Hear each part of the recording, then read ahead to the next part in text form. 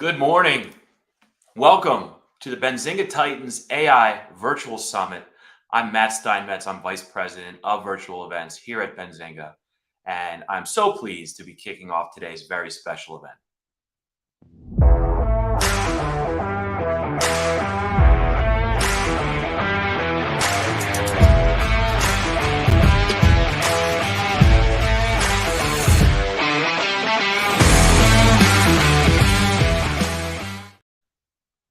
Welcome back. We've put together a lineup of leading industry voices for today's program that we think is really special.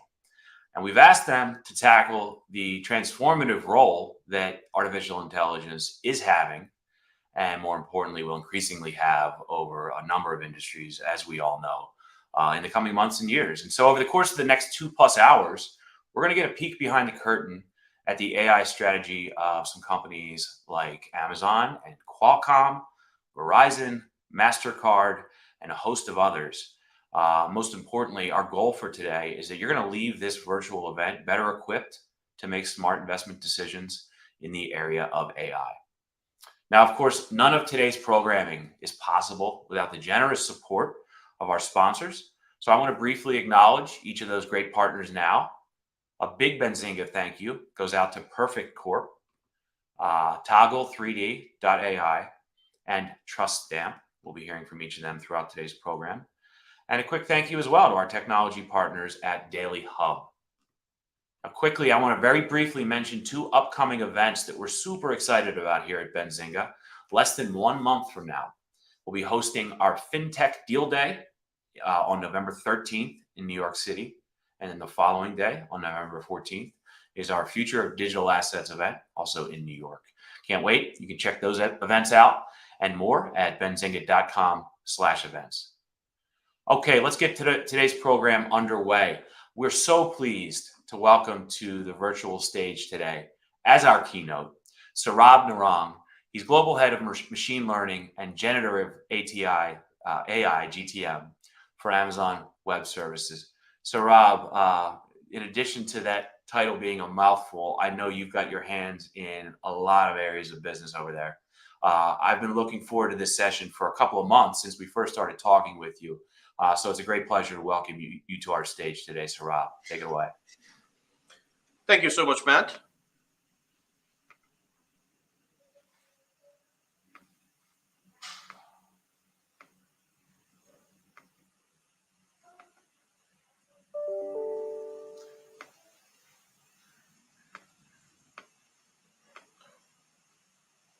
Hopefully everybody can see my screen now. So it's a great pleasure to be here. Thank you for having me here. Let me get started. Undoubtedly, generative AI has taken the world by storm. Individuals and end users across the world are using generative AI for a number of use cases. We have seen or read stories about realtors using generative AI to generate listings for the homes, content creators and marketers using generative AI to generate first copy of the marketing draft or proposals, even students using generative AI for completing their homeworks. The impact across industries and organizations is even much more profound, where companies are using generative AI to reimagine entire customer experiences, develop path-breaking products, and automate internal processes end to end. There's a study by Goldman Sachs that estimates that generative AI will add to world economy about $7 trillion at about 1.5 percentage point over a 10-year period. So how did we get here? So machine learning is nothing new. It's been, in fact, a discipline for the past 40, 50 years.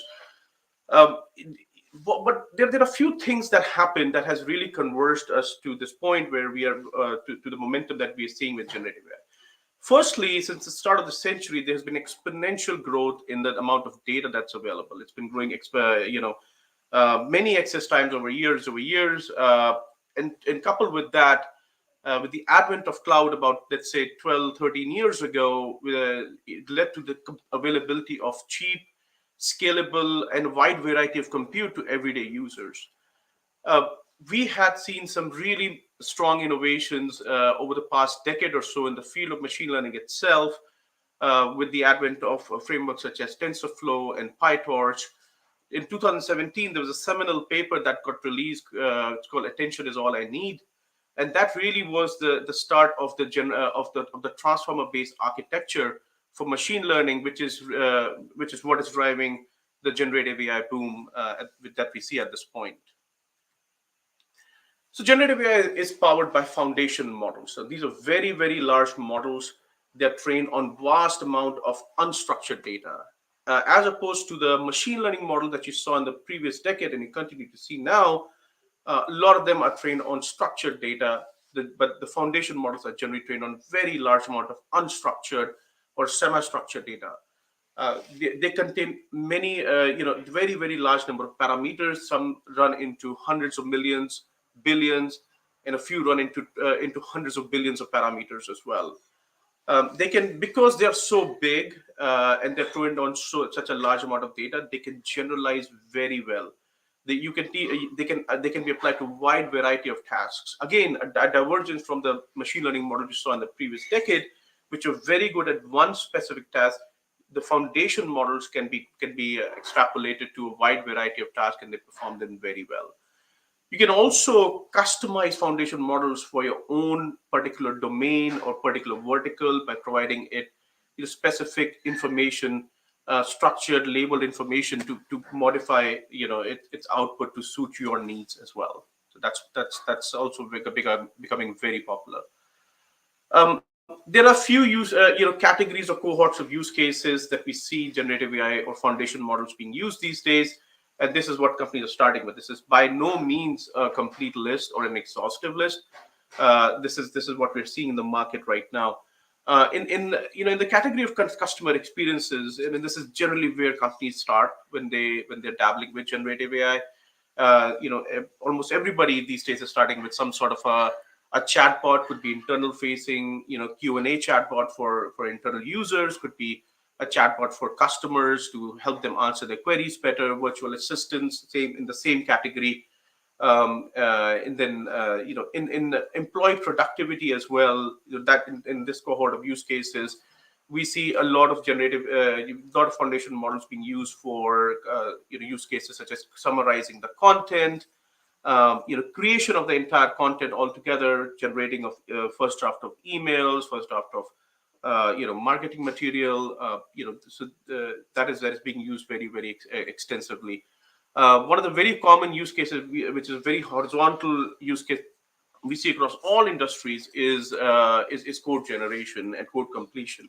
So generative AI is being used. Foundation models are being used to generate the code automatically based on natural language prompts, auto completion of the code, checking codes for vulnerabilities, for attribution to open source, and then checking for common code mistakes. So that is becoming very popular as well. In the cohort of business processes, generative AI is being used very extensively to automate document processing end to end. Again, a very horizontal use case. You see application in financial industry, healthcare, insurance, media and entertainment, where end to end document processing is being automated through the use of foundation models. There is all across, there's data augmentation, basically cleansing of the data and normalizing of the data. That is also being used. That's also becoming a very popular use case. Diving a little bit deeper into certain verticals, as we see, there are some which are seeing a lot more momentum than the others. Undoubtedly, generative AI is being utilized in many different verticals. These are some of the top ones that we see. In the healthcare and the life science domain, we see the use of foundation models in accelerating drug discovery. It's a very exciting, very impactful use case. Sorry about that. We're also seeing generative AI being used for matching patients to the clinical trial requirements based on patients' history of medical history, as well as genetic framework to increase the possibility of the trial success. We're seeing generative AI being used to develop personalized patient outcomes, where the entire treatment has been personalized to the patient's history of of diseases and their particular requirements. So very exciting use cases in healthcare. On the financial services side, again, document processing is very pervasive. We see a lot of those use cases happening. Developing innovative financial products on the fly, because generative AI can ingest a lot of unstructured data, and financial services companies have a lot of these data. So developing these innovative financial products on and then modifying those products based on market condition and presenting them to the customers. Entire portfolio management is being automated through generative AI. So those are some of the very popular ones. And going over to industrial, this is where the text to image model come in the picture with product design. You give it a textual prompt, or even a prompt with image and text combined, and foundation models are developing new and innovative design of the products, which then the designers can take and then modify based on top of it. So you have a starting point. We see a lot happening on operational efficiency, in preventive maintenance, which generative AI is being used to detect anomalies in machinery, how the way machinery, industrial machinery is operating based on its frequency, based on its temperature and past performance, to see when those machineries are going to be breaking down, when would they need some maintenance. So even before the machinery actually breaks down, you get the notification, and then you can prevent downtime there. In retail, the use of foundation models is starting to become very pervasive, and that is one of the very popular use cases is the one that's mentioned last here, for personalization and personalized recommendation. Basically presenting personalized offers or personalized advertisements to end consumers based on their taste and previous purchasing history. That is becoming very popular there as well in the retail segment. So these are some of the very initial use cases that we have seen this year. This is bound to increase by a few notches as we go into next year as well. Of course, machine learning is nothing new for Amazon. We've been at it for over a couple of decades now. A few areas that I want to point out is the recommendation that you see on Amazon.com's website. In terms of your purchasing history, we recommend certain products to you. So there are personalization algorithms that are working on the back end. We use machine learning extensively in our warehouses to intelligently store our products near to where the consumer is actually located, to make sure that we can meet the delivery commitments. With Alexa, we've been developing foundation models for 7-8 years now. We have an Alexa teacher model, which basically is a foundation model that learns on and provides natural language answers. We use machine learning extensively in primary deliveries and the drones that you see here, in the combination of computer vision and deep learning technologies. And my favorite one is actually not here. It's Amazon's Just Walk Out technology, where you actually go to a store, you pick up what you need, and then you walk out without having to stand behind a counter to pay for it.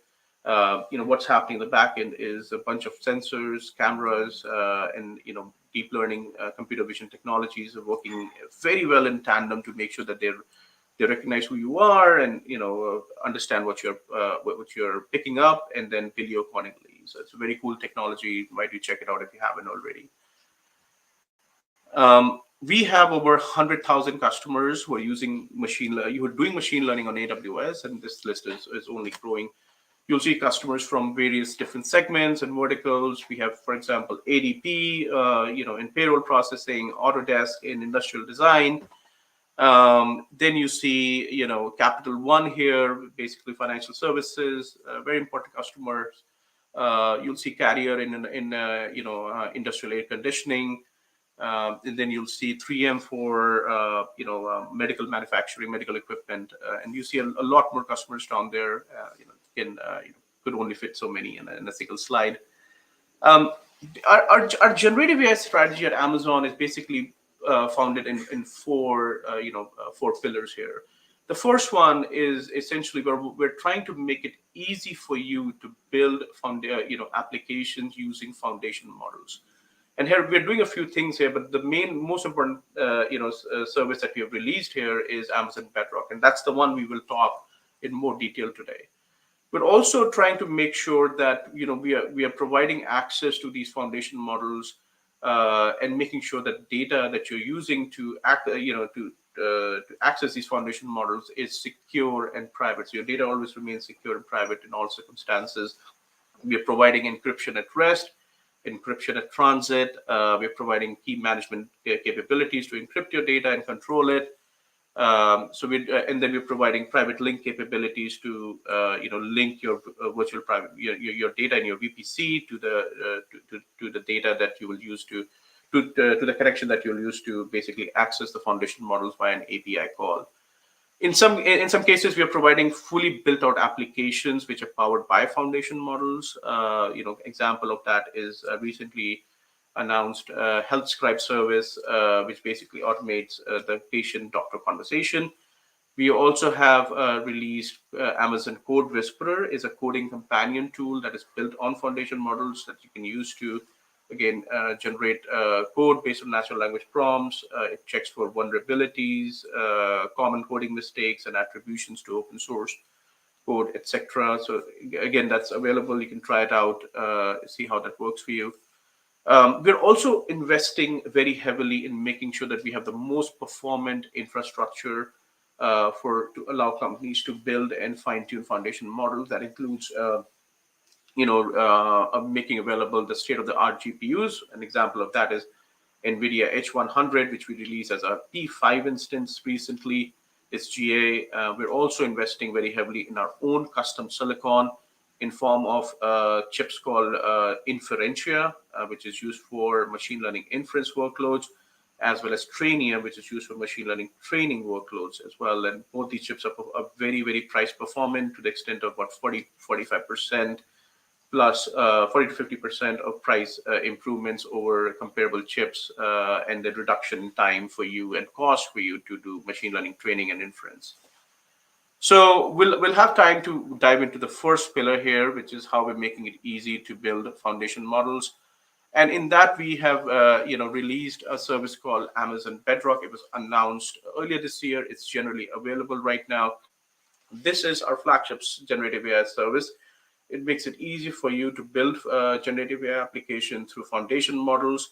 You can access this service through an API call. It's fully serverless. You don't have to manage any infrastructure. We provide you optionality in terms of the number of the different types of foundation models that are available through Bedrock.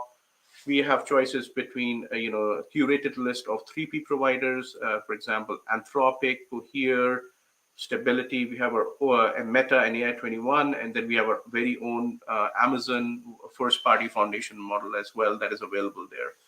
You can privately customize these models through your own data. Again, the security paradigms that I mentioned in the previous slide apply here. You can encrypt your data, while at rest and transit. So any data you use to, tune to basically access the API calls, it's going to be encrypted. So you can also, when you use your own company's data to fine-tune these models, the fine-tuned model itself is only available to you and to no one else, and it's stored in in a secure environment for you to access. Just diving a little bit deeper into the foundation models that are accessible here through Amazon Bedrock. To start with, we have models from AI21 Labs. They're the very popular Jurassic 2 models. They're available for especially very good in multilingual use cases. So if you have text, you have use cases in languages such as Spanish, German, Portuguese, etc. You can use AI21's Jurassic 2 models for text generation and summarization, etc. use cases. Then we have the extremely popular Claude 2 series of model from Anthropic. They're used for, again, the text generation models, text-based models, used for question answering, complex reasoning, workflow automation. They're based on Anthropic's constitutional AI, which puts a very high emphasis on responsible AI. Then we have models available from Cohere, Cohere Command, and Cohere Embedding models, which are used for various command models for text generation and summarization use cases, chatbots, etc. And then the embed model is for text to embedding use cases. Then we have the Llama 2 model available from Meta through an API call as well in Amazon Bedrock, that pre-trained and fine-tuned models, again, for text-based use cases such as question answering and reading comprehension. We have the text-to-image model available from Stability, the recently released SDXL 1.0 to generate very high-quality image designs, artworks, logos, etc. You can do image outpainting, image upscaling. It's a very exciting model there. Then we have our first-party model called Amazon Titan, available in 2 different variations. One is Titan Text Model, which is for text generation and summarization, Q&A, chatbots. Then we have the text-to-embedding model available as well. So what you see here is a choice of models that you can play around with. You can see which ones works for your use case. In some cases, you want to chain these models together. You may want to use embedding model from Cohere. You want to use a text generation model from Anthropic in the same application. You can do that. Then you want to club that with a text-to-image model from Stability. You can obviously, you can do all of that as well. You can compare and contrast performance of one model versus the other. You can look at the price performance as well, which is what is working for your use cases based on your budget. So you can do a lot of these things. We provide this optionality. It's resonating very well in the market. Now, obviously, foundation models alone, we know that they cannot complete the entire task end to end. It's one thing to play around with the foundation model, but it's another thing to actually create end-to-end applications which can access different data sources, which are scalable, robust, perform a series of tasks. That's a completely whole different level of complexity that is added as a separate endeavor, which can be very complicated and time consuming. So for that, we have announced agents for Amazon Bedrock. Now, using a few using just a few clicks, you can utilize Amazon the agents to orchestrate the entire task end to end. It will break that task down into manageable chunks. It will securely access your company's information, your company's data from various different data sources. It will then execute the task on your behalf by performing a series of steps, including API calls automatically, and then it's completely serverless. It's you don't have to manage any infrastructure. So you can create generative AI applications built on the foundation models that I mentioned in the previous slides, and all the components that are utilized to basically build an end-to-end application, including accessing data, making API calls, can all be automated in Amazon in agents for Amazon Bedrock through a few API calls, through a few clicks here. It's in preview right now, so I invite you to check out and read more on it. It'll be it'll, in my opinion, it'll be a big game changer here. We already have references from a select number of customers, and this is only going to grow as more and more customers get to use foundation models to build transformative and innovative applications. That's all the time I had today. Thank you so much, and I hope you enjoy the rest of the session. Thank you. So Rob, thank you, my friend. Really great start to today's event. We appreciate you sharing your insights and your perspectives. Clearly, Amazon is continuing to find innovative ways to leverage AI, and no doubt something for us all to pay attention to going forward. So thanks again. All right. I think our keynote session set a nice tone. Really excited about our next session. I'm going to turn things over now to my colleague, Chris Catchy. Chris is Benzinga's Senior U.S. Markets Reporter. Pleased to have him here today. Welcome, Chris. Hey, everyone. I'm excited to be here at the Benzinga Titans AI Summit. Today, we are joined by one of the largest technology companies in the world to hear what they have been doing in the AI sector and what they have planned for the future. Joining us today is NAKUL DUGGAL, the Senior Vice President and General Manager, Automotive and Cloud Computing at Qualcomm Technologies, ticker QCOM. NAKUL, welcome to the event. Chris, great to see you again. Awesome. Well, let's dive in and hear all about AI, this trending topic this year. So in the recently reported quarter, Qualcomm said the use cases of AI are wide for the company. Can you share some examples of use cases for AI for Qualcomm today and in the future? Yeah, it's really incredible how much AI has just become part of the vernacular nowadays. It's just something that everybody's been talking about. Look, in our business, we are a company that ships billions of devices every year in terms of the number of intelligent edge capabilities that we have to be able to enable. This is something that we've been doing for a very long period of time. And as edge devices become intelligent, the one thing that AI is doing is it is making experiences, making workflows, making specific use cases that human beings, machines are implementing on a daily basis, much more simpler, much more context specific. We've been doing this for a very long time. I run the automotive business, and as you know, in automotive, driver assistance and automated driving are edge AI use cases on steroids. You really have to be able to perceive your environment. You have to be able to make split millisecond decisions on the action that you're going to take, and then you have to feed that back in. So this is something that is part and parcel of a lot of what we see in automotive. But if you think about just the broad consumer use cases, there is just so much going on. When you take a picture, you want to be able to make sure that it is more realistic. It is set around the context that you were trying to take it within. You have to have the option to be able to change it. If you look at a Teams call nowadays or a Zoom call, you want to be able to make sure that the context of the Zoom call, whether it is unwanted noise in the background or the way that somebody is appearing, all of those capabilities, all of those enhancements are improved continuously through AI. And that's possible because there is just this very tight implementation of how use cases are using hardware at the edge powered by AI. That's something that we've been in the middle of for a long time. Awesome. Now, as we know, there's many players in this growth of AI, and Qualcomm believes it could be best positioned for leading a transition to an AI-driven world. What goes into this confidence that Qualcomm has about the future?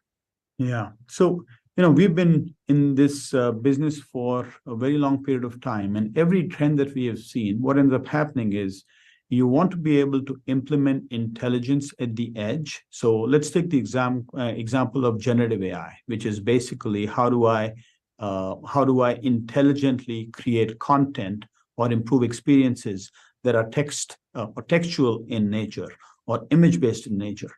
What I initially start off doing is to be able to connect into the cloud, get the cloud to do a lot of that processing, and then receive a response back at the edge. Well, you can do that up to a certain point. Eventually, what you have to do is to be able to optimize that experience, which means you have to be able to run it locally. Now, if you think about the latest trend in AI, which is generative AI, what that means is I want to be able to have locally within my environment, whether it's my phone, whether it's my car, whether it's my PC, the ability to host an AI model that allows me to be able to optimize my experience in a secure, private, real-time nature as much as possible. And if I have to offload to the cloud, then I can. This is going to improve the overall economics. It's going to improve privacy concerns that people have in terms of their data. And it is certainly going to be able to improve latency. And this is something that we are seeing as a trend that is exploding across every single market we are entering, because massive models are being built, but then they're being miniaturized to be implemented on a much more local footprint, which is something that we are very good at, because we are really very good at being able to scale use cases that are optimized for the edge. Love that. So the automotive segment saw strength and growth in this most recently reported quarter.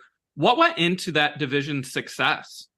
Yeah, see, automotive for us has been a really great story. I think one thing that we did early on with automotive was to really understand the challenges and complexities that the industry was facing at the level of the car. So, while we are a semiconductor supplier, the strategy that we've adopted with automotive is to really think about the problem statement at the car level. And with electrification, every car architecture is being disrupted. It's moving from smaller microcontroller type processors to larger domain controller and high performance compute systems. A lot of transition towards intelligent software, a lot of transition towards integrating and centralizing functionality. In parallel, what automakers have realized is that they need to be able to own a lot of the software differentiation that goes into the vehicles themselves. So these two changes, as they intersect, these have created a tremendous opportunity for a company like ours, which is how do you rethink the product portfolio that we are building that serves the needs as automakers are changing. And by the way, this is a very interesting time because every single automaker globally is going through the same exact transformation. So we've seen this happen 5, 6, 7 years ago. We have positioned ourselves for it. We have made investments by ourselves. We've made acquisitions. For example, in the stack space, we made an acquisition a couple of years ago. We partner very broadly with the ecosystem because it takes a village in automotive to really be able to pull these things together. And a lot of those decisions have actually led us to become very relevant in what we call the Snapdragon Digital Chassis, which is a platform that automakers build on top of with a lot of flexibility. Now, outside of automotive, Qualcomm has partnered with some of the top companies like Meta Platforms, Apple, and Microsoft. Is Qualcomm using a similar strategy by partnering with leading automotive companies? And who are some of those companies that use Qualcomm today? Yeah, absolutely. Look, I think, for us as a technology player, what is very important is to partner with technology leaders. And I think Microsoft and Meta and others are obviously fantastic examples of those types of companies. I think with Microsoft, we've had a very long-standing relationship on compute, including very recently in the AI space, where we are doing a lot of work together with them as we expand with our Snapdragon compute platforms into the PC space.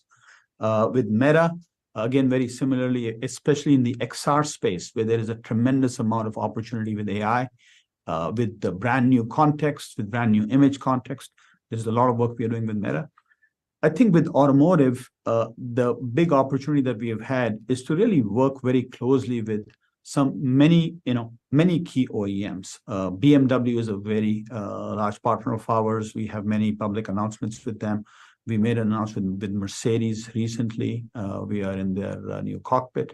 General Motors is someone that we've had a very long-standing partnership with multiple decades now. But really, I would say, we pick many different partners for many differentiated work with. It's really global. We work with a number of companies in China. We work with many Japanese OEMs. And the approach that we take is we pick complicated technology transition areas. Driver assistance and automated driving is one. We will invest, we will jointly develop, we will build platforms together that will hit series productions.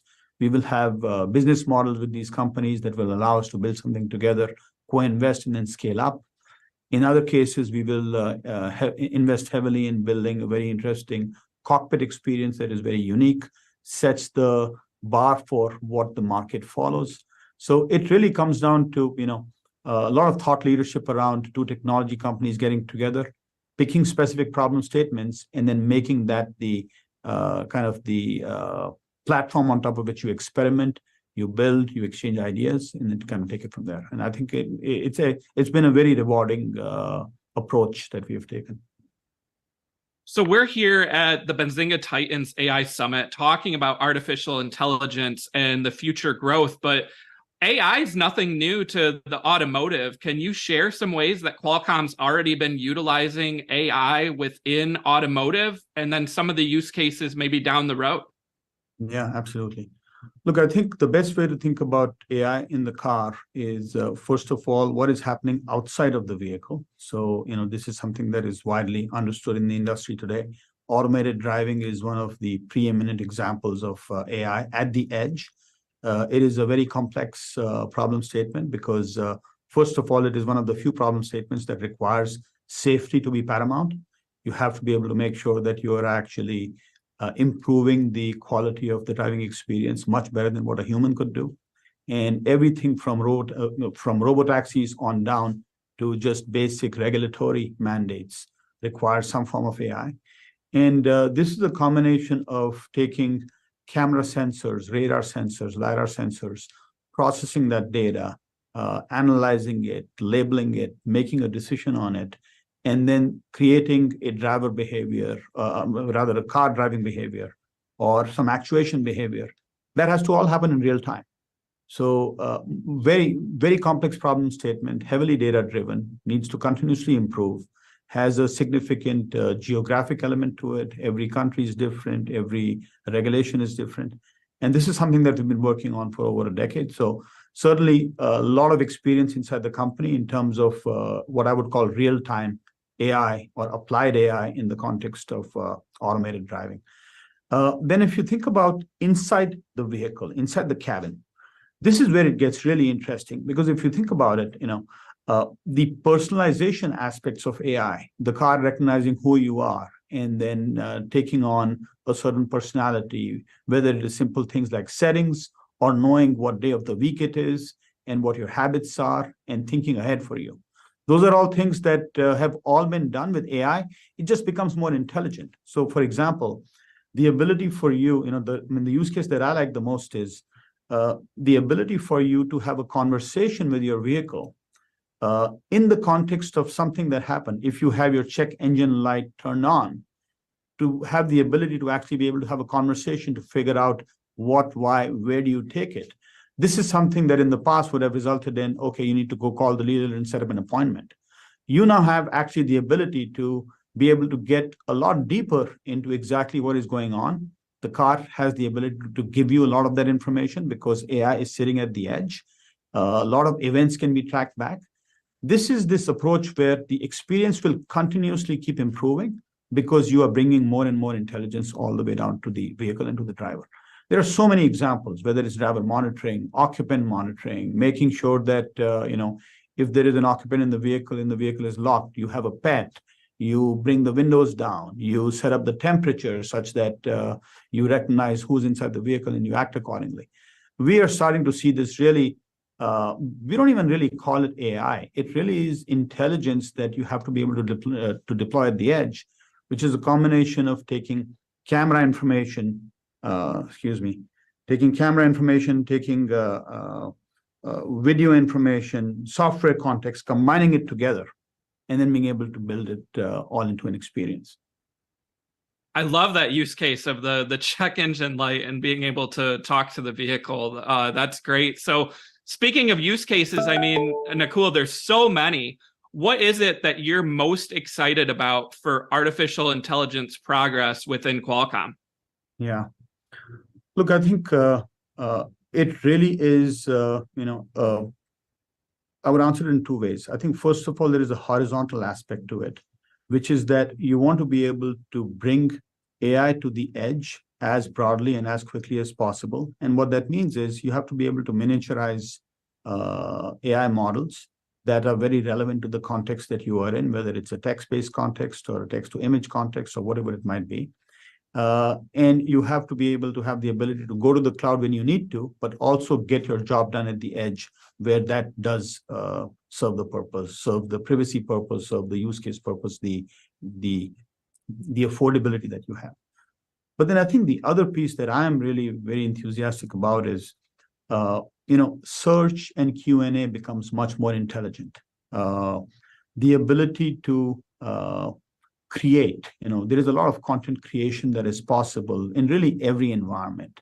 And as you combine things like, hey, I want to have search, which allows me to be entertained, which allows me to be informed, which allows me to be more educated, that creates so many experiences for really everybody in any environment. We were talking to a customer yesterday who was talking about use cases where they want to have a mathematics tutorial service built into the rear seat entertainment because that's an opportunity for kids to have an AI tutor. Pretty straightforward use case, Why not put it into the context and then actually build experiences around it? Just one simple example, but very powerful example that you should just be able to do in a pretty straightforward manner. I think in many other areas, which I actually really like, is the enterprise being able to take a lot of intelligence that they typically only have back in their cloud or back in their headquarters. How do you bring that into the product that you're deploying, that you're putting in the hands of people? And once you go do that, I like the virtual service advisor example a lot, because you can really make the value of the product shine if you actually provide a lot of information to whoever is at the edge, and you can take them down systematically. But where the search aspect of it is very intelligent. You ask a question, the question gets converted into context, you provide a response. As you get the response, you can add your next question, and on you go. So I think we are at the very beginning of this. I think it's going to be a combination of enterprises becoming intelligent in terms of how they actually build their products differently, how they deploy them differently. And then for us, what is very interesting is that it's this very symmetric engagement between what do you run in the edge, what do you run in the cloud, and how do they both handshake. After all those examples, I know I'm excited about the future of artificial intelligence, and I hope our viewers are as well. I want to thank NAKUL DUGGAL, Senior Vice President and General Manager, Automotive and Cloud Computing at Qualcomm, for joining us at Benzinga Titans AI Summit. NAKUL, thank you so much for your time, and we look forward to talking to you soon. Thank you for having me, Chris. Good to see you. Thanks, Chris. Nicely done. And one more thank you to NAKUL. What a great opportunity to hear how Qualcomm is not only thinking about AI, but clearly leading out in a number of applications and use cases. So it's really enjoyable to get a peek behind that curtain. All right, let's keep the program rolling now. Joining us next is a Benzinga personality who needs no introduction, but we'll give him one anyway. Money Mitch Hotch. Money Mitch, welcome to the virtual stage. It is great to have you, my friend. What is up, Matt? How we doing? Doing well, man. Good to see you. Good to see you. So we're going to be talking to my man, Louis from the Perfect Corp. So I think without further ado, let's go ahead and welcome CEO Louis Chen on the stream. Louis, how we doing today? Hi, Aaron. Good morning. I'm doing good. Thank you for having me here. Yeah, thank you for taking time out of your busy Thursday to join us. So before we get started into our conversation, into our Q&A segment, Louis, why don't you just give us a kind of brief overview of what Perfect Corp is and anything you'd like our audience to know before we get into our conversation? Absolutely. So Perfect Corp is a quite newly listed company. We've been public in NYSE for almost a year now. We are a software company, a SaaS company, very much in the vertical of the beauty tech and the fashion tech. So we develop AI and AR solutions for more than 8 years, powering all the luxuries and prestige brands from L'Oreal, Chanel, Ichido, Shiseido, all the way to the masses. We are some of our recent partnership announcements, such as Walmart or Amazon as well. Well, it's awesome. Congratulations on making it to the public markets. Not an easy feat for sure. I'm sure any business owners out there know, again, kind of how impressive that is. So why don't we play this? We have a little video. Why don't we go ahead and play that for our audience? And when we come back, we'll hop into some more questions and discuss a little bit further.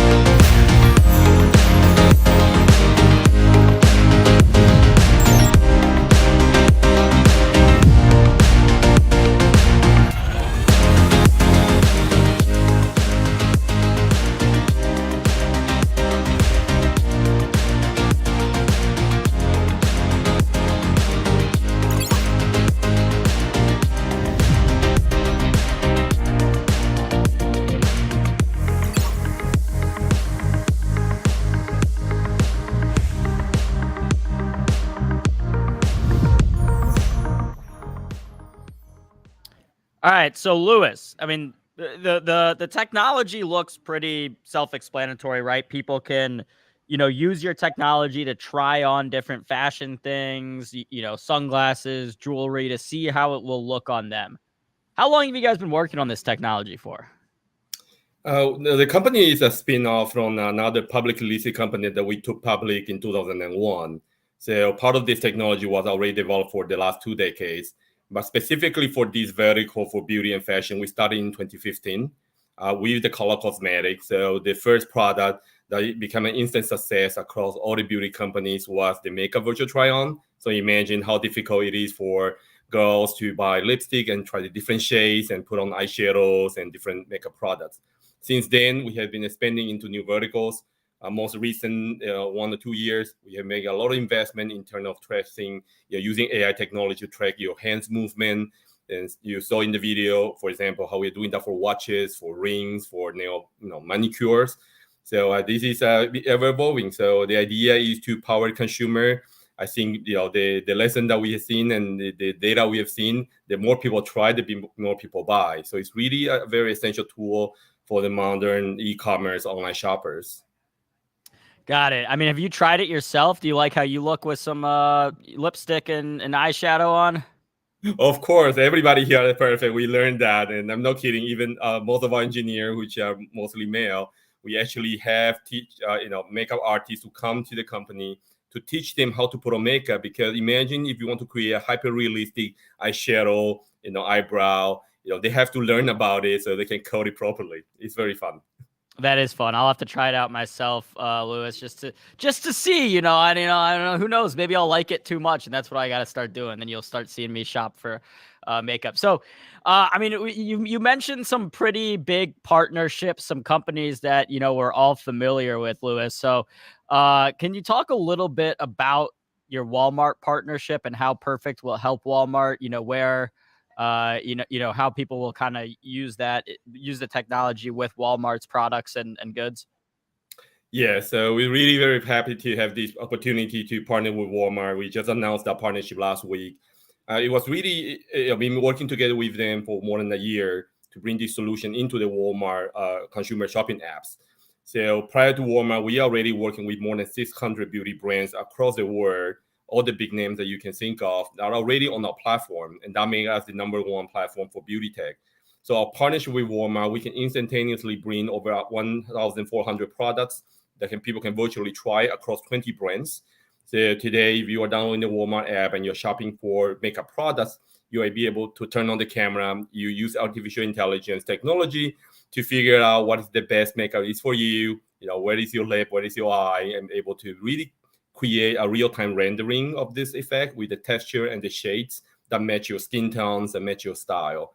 So I think this is going to be a new way of engagement. It's a very experiential shopping experience, a very engaging shopping experience, not just scrolling through pages of product images, for example. Got it. And then, so, in addition to Walmart, I understand that you guys have partnered with some of the biggest brands actually in the beauty space, some of the makeup brands themselves. Can you speak a little bit about these partnerships and what it means for Perfect going forward? Right. So we have a series of about 15 to 16 different SaaS modules, anything from color cosmetic to hair colors to skincare to nail products and foundations and others. So some of our key customers like Estée Lauder has been with us on our platform for almost 5 years now. So across many of their brand in their portfolio, so they are utilizing extensively this technology, especially after the COVID pandemic. Right? Think about how consumer shopping behavior has been changed, and doing that online, doing that by yourself, technology really help facilitate that. In Asia, we have strong partnership with Shiseido Group. All the brands on the Shiseido Group are on our platforms. In Europe, the top brand or luxury brands such as Chanel, Dior, Gucci, these are all our partners as well. So that makes us very, very unique, because we go very deep in the vertical for beauty. We understand what the beauty brands wants. We understand what the beauty consumer likes. So we keep evolving and developing the technology to make these type of experience more personalized and smarter for recommendation as well. Got it. And for everyone in the audience listening in on this conversation, if you guys have any questions for Louis, let us know in the chat. We also have a slideshow, Louis, that we're going to pop up here and run through. But something I'm curious about, Louis, is you guys have been in this industry for a while now. You said you built the beauty vertical back in 2015. That's almost I mean, time's flying. That's almost 10 years ago, as crazy as it is to say. In terms of just the growth of the overall beauty, cosmetic, makeup industry over the last 10 years, can you speak to that a little bit? I mean, we've seen here in the US stocks like Ulta Beauty, Elf Beauty just absolutely take off. Why is this industry growing so much? I think there's an old saying in our industry about the lipstick index. If you have heard of them, right? Whether it's recession or not, people buy for lipstick, right? Because it is something very affordable. If you make you feel very good, even under the recession. And I think that is kind of the culture of the beauty. It has been ever growing for the last decade. Continue to grow. It's a global category, right? So it's not only growing in certain geography. Certainly, it is growing. It was growing very strongly in Asia, in China specifically. But across the world, you have all these brands that are almost 100-year, many of them, right? Whether set up in Europe or American brands. So I think it's a profitable category to be. So I think it is a place where investors look into long-term success. There's a lot of brands, of course, and I think consumers. And you talk about male grooming is a booming market as well, right? So it's not just for female as traditionally done. We are seeing consumers, especially in Korea and Japan, started to pay more attention for the male segment for skincare or some foundation products. Yeah, and I mean, speaking of, I mean, I guess with in terms of males purchasing, is that expected to continue to grow? Because I mean, right now, if you think about it, it's only 50% of the population is shopping at these stores and stuff, and that starts to grow beyond 50 to 60 to 70%. I mean, that'd be huge for this industry. Do you expect that trend to continue? I do. And most of our customers do that well. So we have noticed that a lot of the beauty conglomerates, the groups, they has been acquiring and starting new brand within the group more dedicated for men's, right? Traditionally has been maybe a little bit more on the fragrance side, but now they are spending that into skincare. The other movement that we've seen is, younger and younger demographic of the population are starting to wear makeup as well, color cosmetics, right? So both on the skincare and the color, it's certainly it is a lot of room to grow. And you are right, traditionally only half of the population was the target audience, and that is going to change. We already seen this happening here in Asia, and I think sooner or later it will happen, across more regions. Got it. And I mean, like you said, I mean, it might not look the exact same, their products that they're putting out for men. It might not be makeup and lipstick and stuff like that, but it might be, face washes or sunscreens or, moisturize, things that men are starting to say, like, yeah, maybe I should do some sort of skincare. Maybe I should put something on my face instead of just the same soap that I'm using on the rest of my body in the shower. Right, and speaking of men, we have a partnership in the US with a brand called Just for Men, right? So they do a lot of product for beards and mustache. So they also utilize our AI, AR technology to help men visualize how you look in the different looks, right? So I think that is cool. Here I put together a few pages on the screen that you can see what we are working on recently with generative AI. So generative AI is such a powerful tool that a lot of companies are using that to create, whether it's a poem, a music, a piece of code. Here at Perfect, we are very much in the female audience, right? We are trying to harness the power of generative AI in terms of visual, photo, imaging, video, and more related to face or to female or to beauty in general. So here I have three use cases that we recently developed and announced, which is the AI makeup transfer, the AI hairstyle, and that will apply also for the male audience and AI clothes.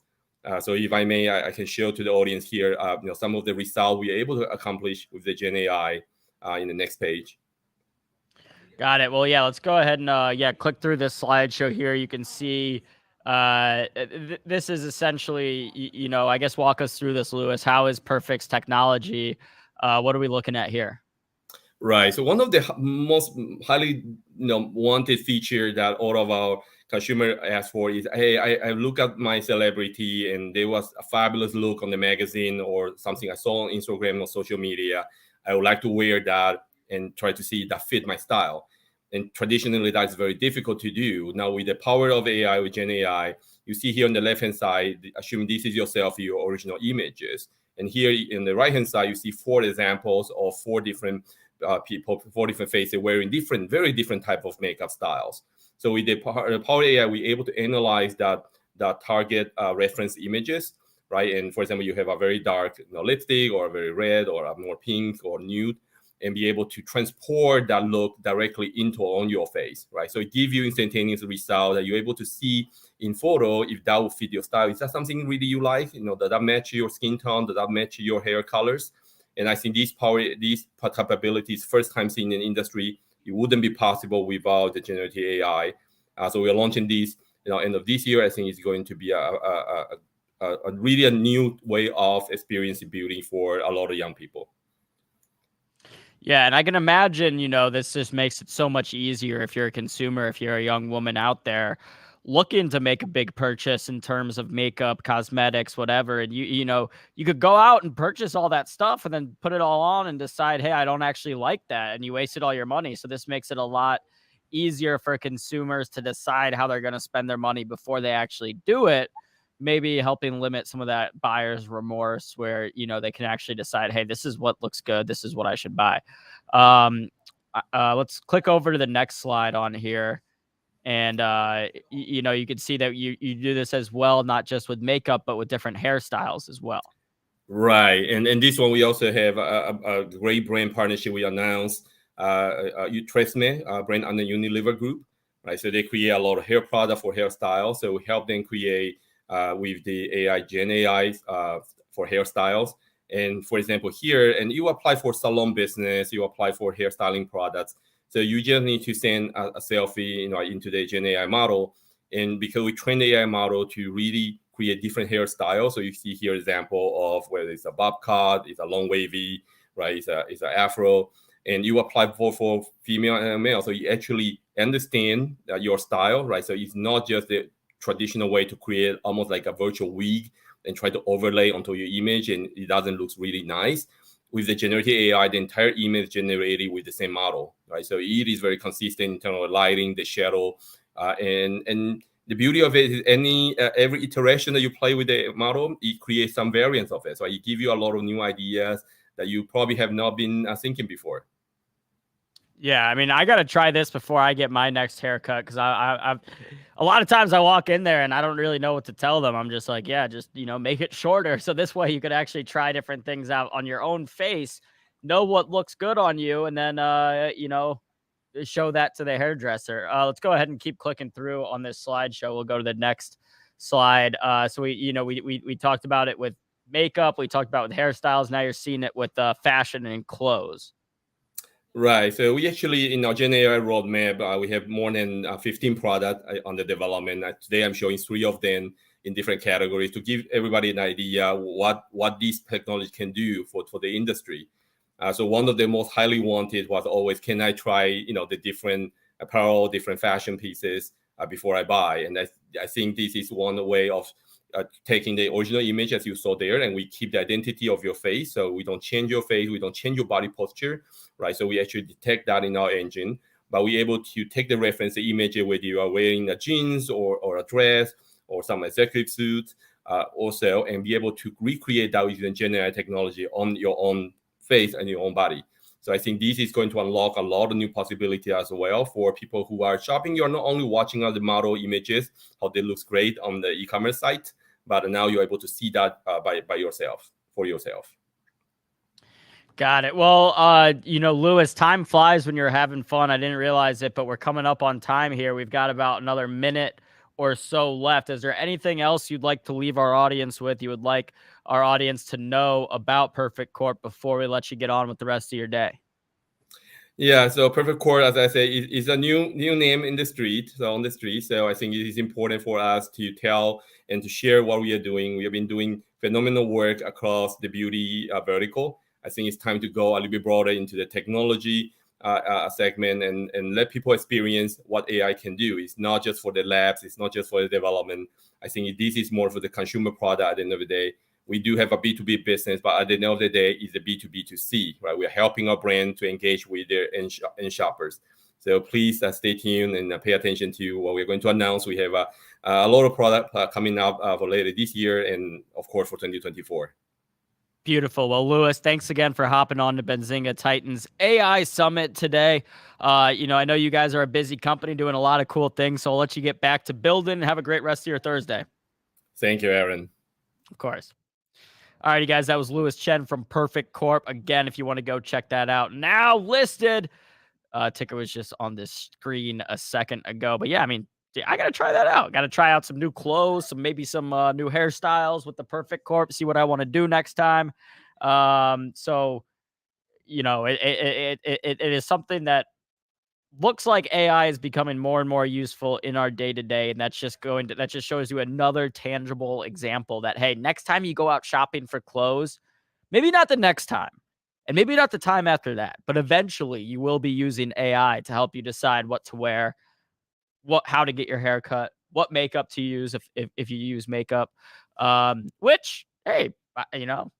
I own some of these makeup stocks, by the way, like Ulta, Elf, and you do hear about them talk about more and more like men purchasing skincare products and whatnot. So maybe as an investor, I gotta start doing that myself. I gotta start kind of putting my money where my mouth is and going to Ulta and buying some stuff. Maybe I'll look better for you guys on the screen.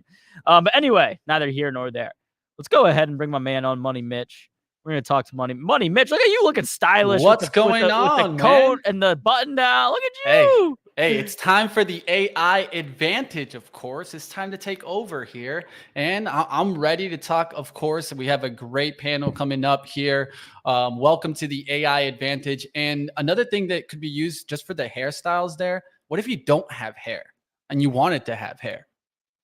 That could definitely be a plus, right? I was curious about that because, like, if you go into the hairstyle app and it's showing you all these different hairstyles, but what if you're like, I don't have the hair to do that? Like, my hair won't do that. I don't have that much hair, So maybe you have to put in some filters saying, hey, I have like this much of a receding hairline. I can't do this hairstyle, and then it'll give you some more realistic options.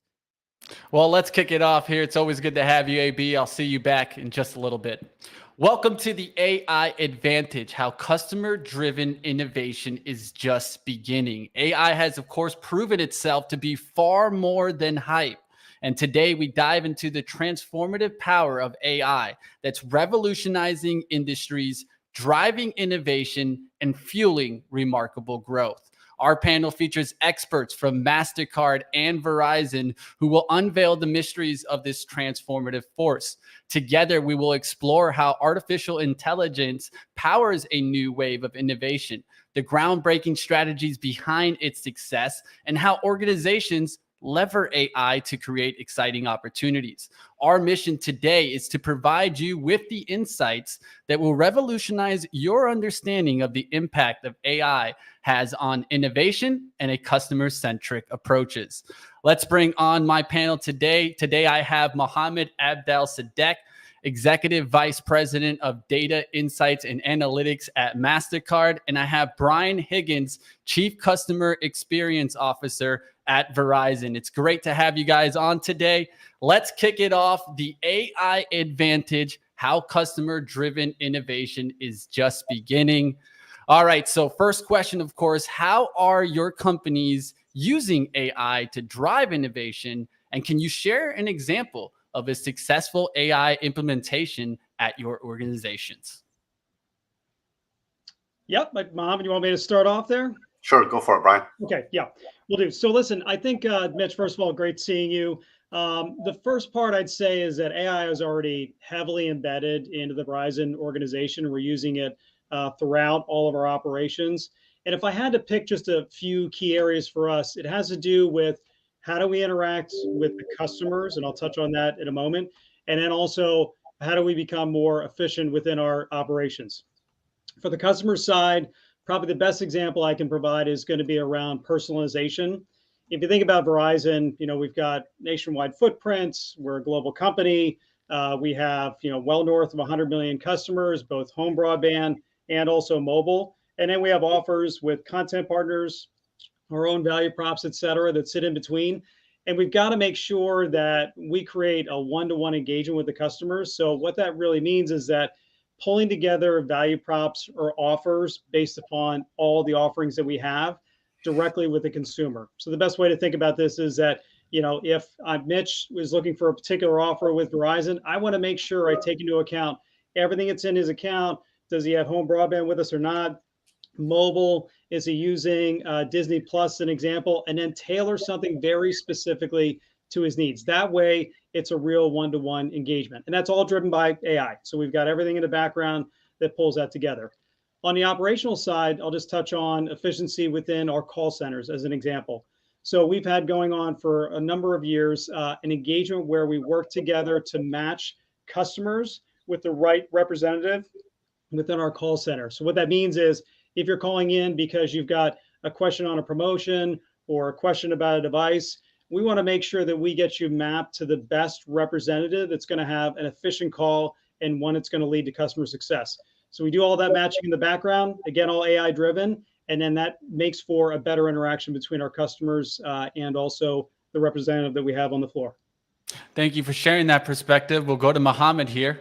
Yeah, look, like Brian said, for us, we've been using AI for many, many years. And obviously, there's a lot of interest in AI right now. And certainly with generative AI, it creates a lot of new opportunities. But if I look at how we've been using AI at MasterCard, so three primary ways. We've embedded in many of our products. So, and we'll talk about a couple of examples of that.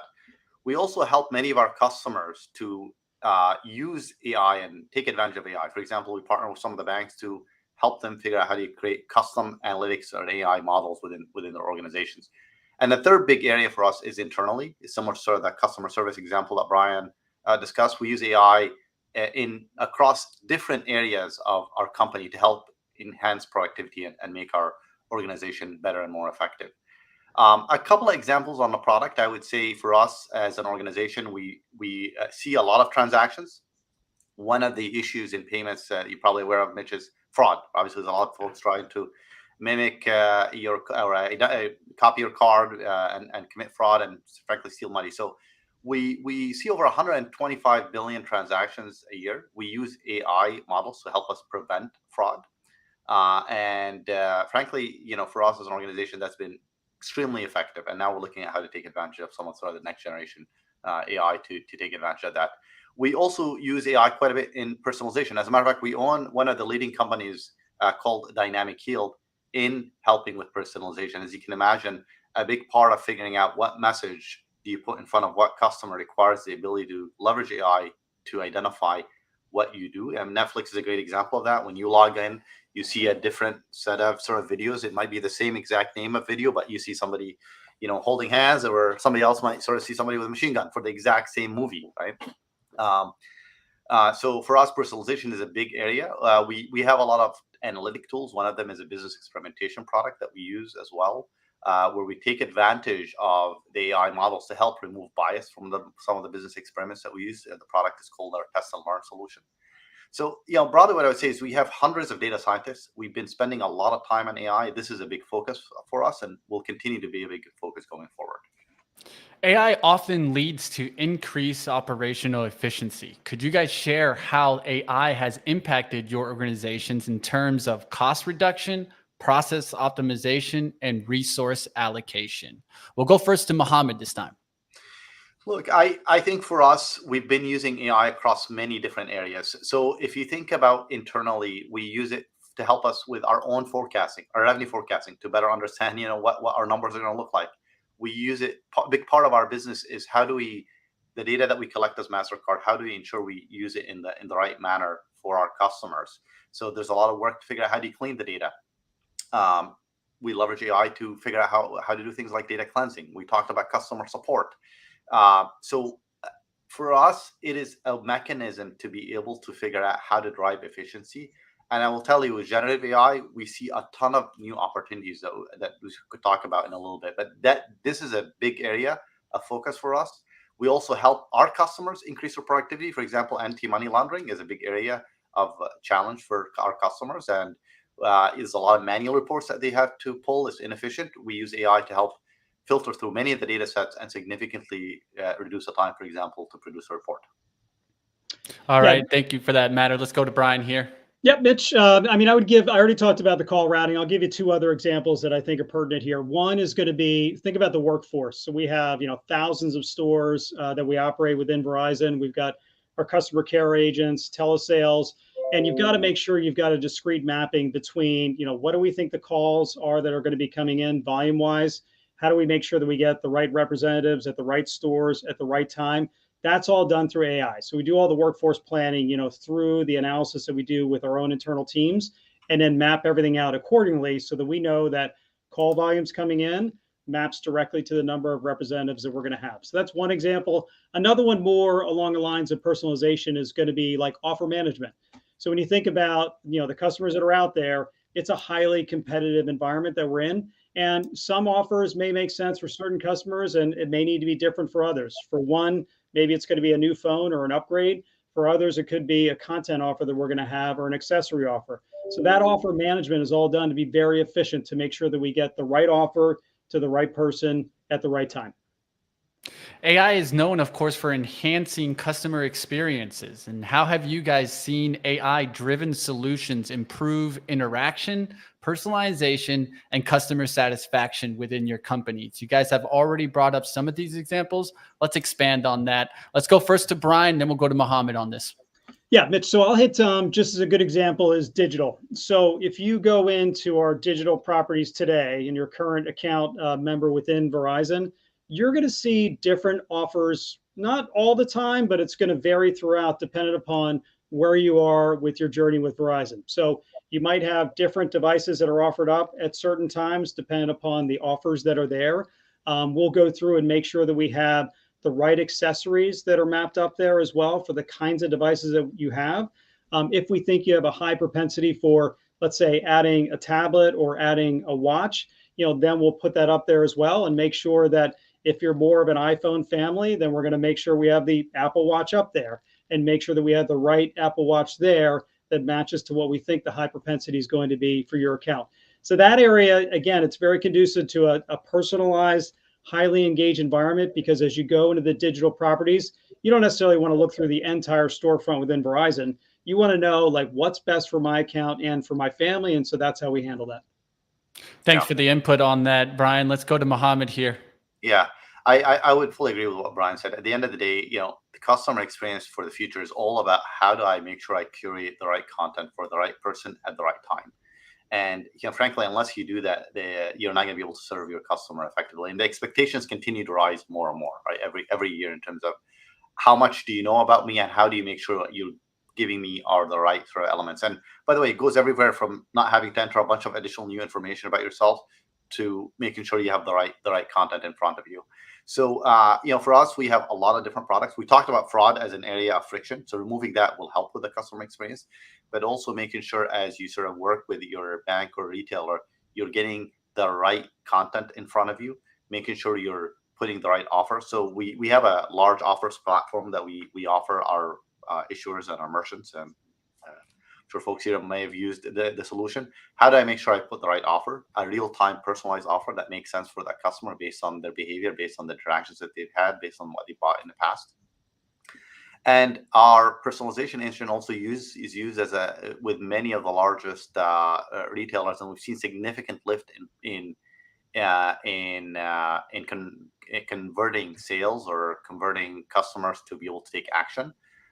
By making sure we're putting the right messages and the right products in front of the customer at the right time. Let's get into an interesting conversation, right? Looking ahead, what do you envision is the next significant AI breakthroughs or transformative applications within financial and telecommunications sectors? Let's go to Mohammed on this and see what MasterCard is doing.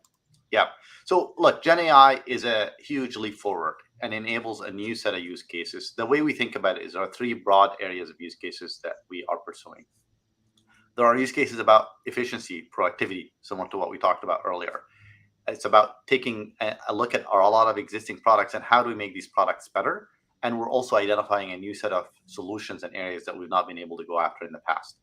I will tell you the biggest and most immediate opportunity that we see is in the first bucket, in efficiency and productivity. There are many things that we could take advantage of the generative AI technologies to address. Certainly customer onboarding, everything around call centers. We could make the call center even more effective. Even code development, right? How do we make sure our code development is a lot more efficient? We've seen productivity in some organizations up to 40% where they've employed some of the Gen AI technology to be able to do software development rather than having to start from scratch. As it relates to new existing products, what I will tell you, a lot of the overlay is how do I make it easier to interact with some of the existing products. So for example, we have a lot of products that loyalty, whether it's on loyalty products or insights solutions. Well, you get a set of sort of views on what the answer is, or perhaps as a bank, how your portfolio is doing and how it's performing versus other issuers. But you can't interact with that product today where you could ask a question and get recommendations in the way that you would like to. And Gen AI allows us to be able to unlock some opportunities that were not possible with that.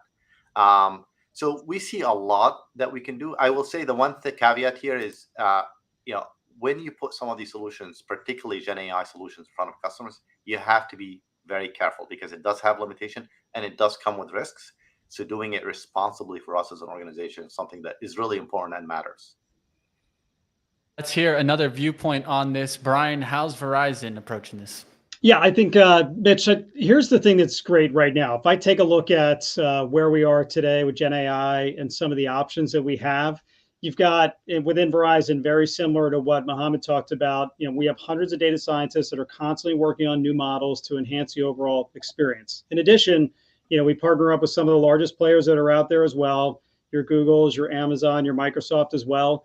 And then there's a long tail of, I'll call it boutique providers as well, that are all feeding in new capabilities. So we get to see it all the time.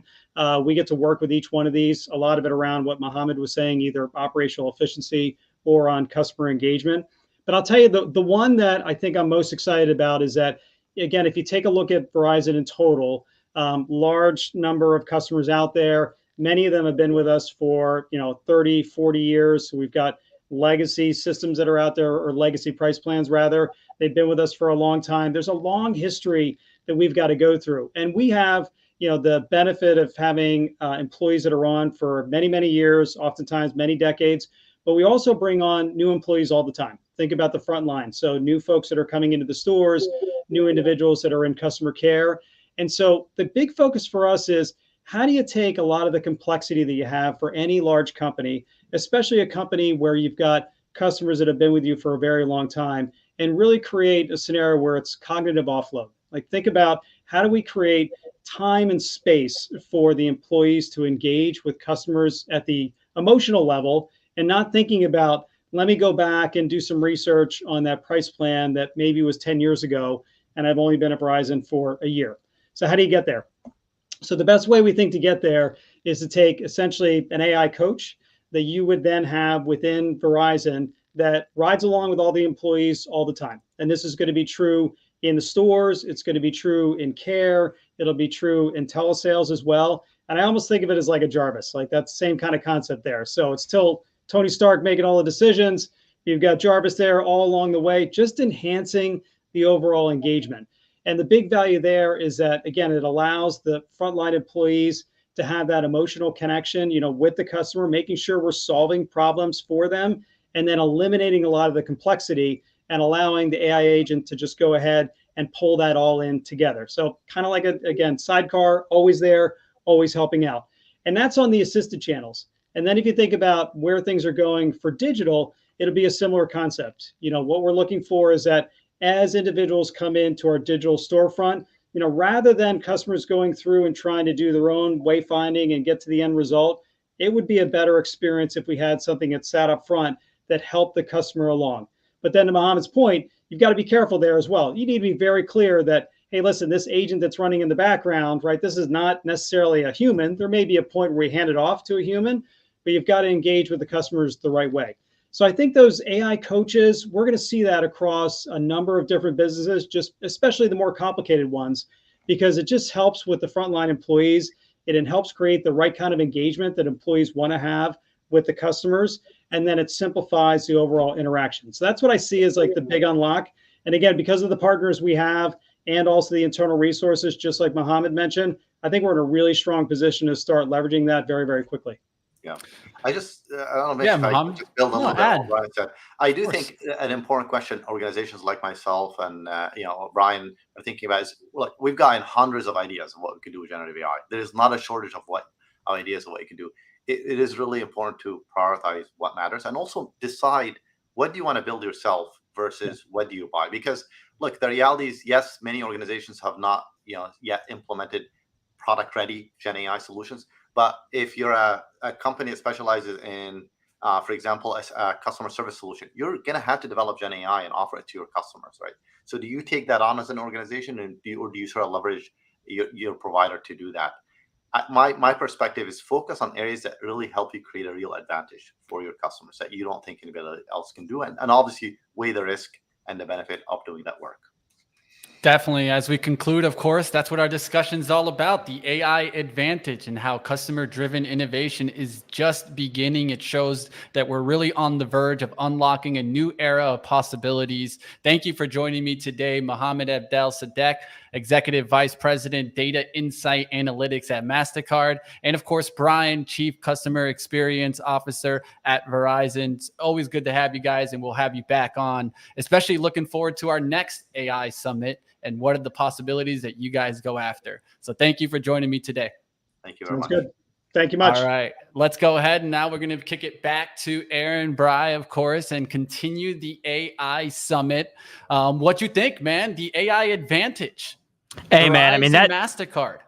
This has been the biggest story of 2023, just AI in general for the market. I mean, whether you're looking at the price action of stocks like NVIDIA, AMD, Google, it's all been driven by AI. So to actually hear from some of the experts coming from those companies is pretty crucial to being able to understand kind of what's going on right now, Mitch. So appreciate the great conversation as always. Yeah, it's always great to get personalization. I mean, at the end of the day, the number one thing that I feel like we deal with sometimes is like these computer-wise response. And I think the AI sometimes can just make us feel a little bit more personalized. And we're all looking for a little bit of that. So the AI advantage, hope you guys enjoyed that. Take over, AB. All right, let's do it. So guys, we're going to keep it ticking. We've got just so many exciting companies and people to speak to today on Benzinga's Titans AI Summit. So without further ado, I think it's time to welcome on my man, Gareth Genner, CEO of Trust Stamp. Without further ado, Gareth, how are you doing today? Doing great, Aaron. Delighted to be with you today. Well, we're delighted to have you. I know you're a busy dude, so we appreciate you taking time out of your busy, Thursday to join us. So Gareth, let's just hop right into it. So why don't you tell us a little bit about what Trust Stamp is, what you guys do, and then why we should even care at all about tokenization and these types of and biometric tokenization, these types of things. Yeah, sure. Thank you. So Trust Stamp calls itself the privacy first identity company. And in that title is why you should care. So let's think about biometrics. The use of biometrics has grown dramatically in the last few years. We use it to sign into our phones. We use it to sign into our bank accounts. You use it to access your IRS account. But let's think about what we're doing. When you set up a username and password and you lose it, or you have somebody else lose the answer to those out-of-wallet questions we will answer. Who was your high school mascot? Well, you change the username and password and you change the questions. But what happens if somebody loses your biometrics? Your biometrics, short of major surgery, are yours for life. And when you give your biometrics, you're giving away something which is going to control your ability to identify yourself for the rest of your life. Now, biometric companies will tell you that they encrypt biometric data. But we all see data leaks. Over 3 billion individual sets of biometric data have been lost in the last 5 years. That includes agencies like the US Office of Personnel Management. So when your biometric data is lost, it is a complete and absolute disaster. Now, as well as being a disaster for you, it's a disaster for the company that lost them. If you think about the liability that can ensue from losing millions of sets of biometric data, it's really quite dramatic. So when we started working with biometrics, we started worrying about that. And we said, how can we have the advantages of being able to use our biometrics to identify ourselves without the risk? And essentially what we worked on, using tens and tens of millions of machine learning cycles, was how do we take biometric data, let's say the biometrics related to your face. How much of it can we destroy? How little can we keep? How much cryptographic noise can we put in there? And yet still, in that environment, be able to allow you to authenticate yourself. And we call that process tokenization. So we call it an IT2, an irreversibly transformed identity token. So essentially, we take your facial biometrics or your fingerprints or your palm or other data, and we give you back a 512 byte token that can never identify you outside that environment. Wow. It can't be lost. It can't be given away to somebody for a use that you didn't give it for. So you don't have to worry about that creeping misuse. And so that tokenization is called a privacy enhancing technology, a PET. Now, when we started working on this 6 years ago, we were really worried about what would happen with biometrics. But it's taken quite a while for everyone to catch up. But if you now read the concerns of regulators who are looking at biometrics, they are saying we need to do something about this. And we need to work out how we can protect the privacy of individual users. Let them own their biometrics. Nobody else should own their biometrics, but let them use them. So that's why you should care about tokenization. Yeah, I mean, I think that's, we're at this time now where, like you said, we're already starting to kind of use biometrics on our day-to-day, whether it's to open our phone and, all these other things. Gareth, something I'm curious about is I want to talk a little bit about encryption. So right now, I mean, essentially every major tech company, whether it's Apple, whether it's WhatsApp, they like to flex, I guess, that their messages are end-to-end encrypted. What does this mean to you? And I mean, should users want their data to be encrypted or not? Absolutely. So even although we've created a token which has been irreversibly transformed and can't be used outside the environment, we still encrypt it. All data should most definitely be encrypted immediately at creation, in transit, and in storage. But the harsh reality is that there are data leaks. And all of the data leaks that we see are from companies who said they encrypt it. So when you engage in their process, you are trusting that they and all of the vendors they use and anyone else they share that data with will effectively encrypt it. But of course, anything that's encrypted can be decrypted. And that doesn't protect you against your data being given to a third party and used. Because if the data is given, the decryption key will be given with it. And what sounds like an Armageddon scenario, we talk about post-quantum.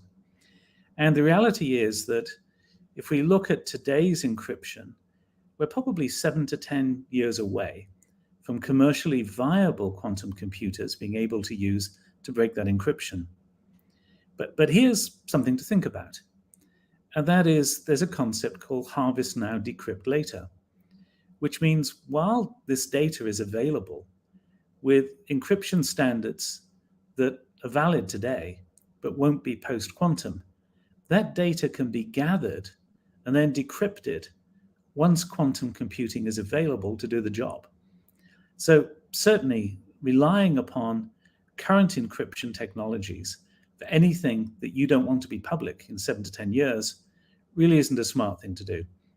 You need to do a lot more to protect the data. And again, unfortunately, you're still reliant upon whoever you gave that data to, because they will typically have the power to decrypt it.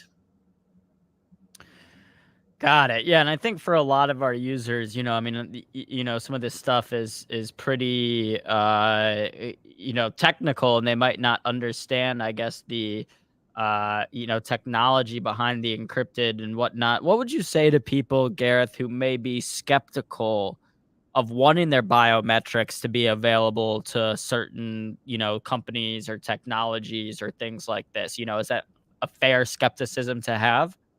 Yeah, I'd say they're smart people. I'm very reticent with my biometrics. I want to know how they're going to be used and whether it is for a very specific and defined purpose. And so the problem is, once you've let those biometrics out of the bag, you've given them to somebody, you can never be completely and absolutely confident that they're not now in circulation and being used for a different purpose. I mean, in the last few years, we had the Australian government managed to have all of the biometrics associated with their identity cards stolen. The Russian government had the embarrassment in January of having their passport agency hacked, and all of the biometrics that went with their passports were stolen. Now, again, you'd think those were two entities that would be able to encrypt and protect. But something else I just need to flag. When we say data is encrypted, we want to be able to use it, don't we? So the fact is that when you sign in to access the data, it gets decrypted. And so if you're subject to a phishing attack in which somebody has persuaded you to enter your username and password into a fake site to collect it, then when that data is used to sign into another site, everything is decrypted because it's being decrypted for you. So encryption's only good as long as there isn't the slightest flaw in the dam. Got it. That makes sense. I mean, right now, Gareth, I think probably the main biometric that people are using on a day-to-day is most likely the face scan to open your phone, right, from Apple and from iPhones. And I think even when that came out, I don't remember exactly when it was. I mean, it was 5 years ago. I guess before that, they were still using biometrics because it was your thumbprint before that. But a lot of people, I think, were skeptical of the face scan. I don't want my phone scanning the face, whatever. Has there been any sort of, fallout or problems or anything that has arisen since this has been the primary way that people open their cell phones? Yes, I mentioned the absurd number of sets of biometrics that have been lost. It's estimated over 3 billion sets of biometrics have actually been lost. But the fact is that most people do this, and we do it without thinking about it because we do whatever is convenient. And the companies that gather those biometrics do not necessarily provide us with the accurate information as to how and why the biometrics will.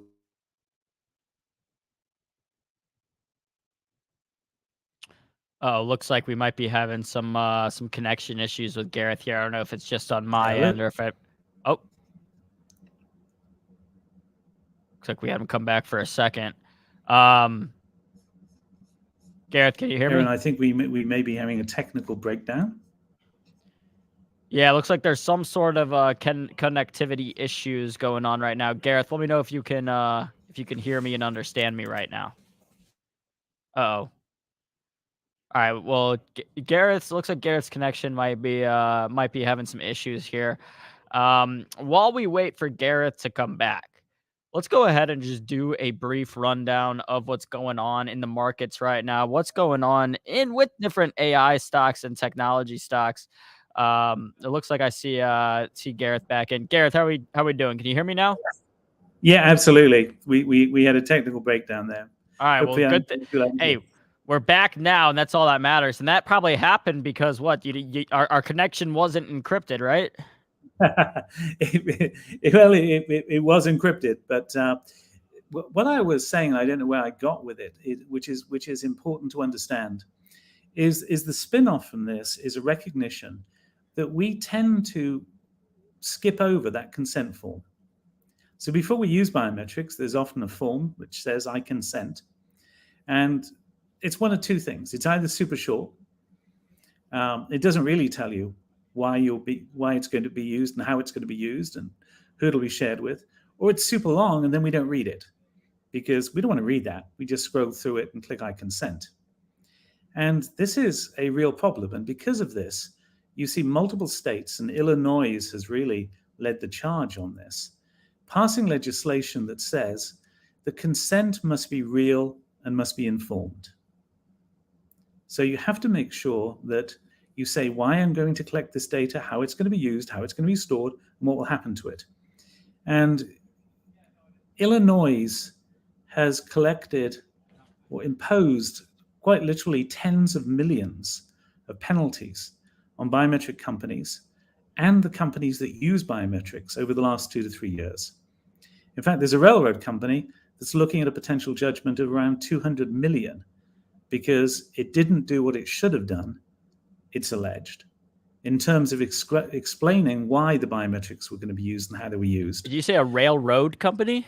A railroad company. Using biometrics? Using biometrics for their workforce. Simple as that, to sign in and sign out each day. But they just said, we're going to use biometrics. And they didn't explain why. They didn't explain how it would be used, how it would be stored. And I think that the number I saw was around 170 million in liability. So anybody who's investing, not just in a biometrics company, but a company that uses biometrics, needs to be asking some pretty sharp due diligence questions today about how do you store those biometrics, and do you really have consent from the user? And are you really only using it as it should be? And are you only storing it for as long as you absolutely need to store it for the original purpose?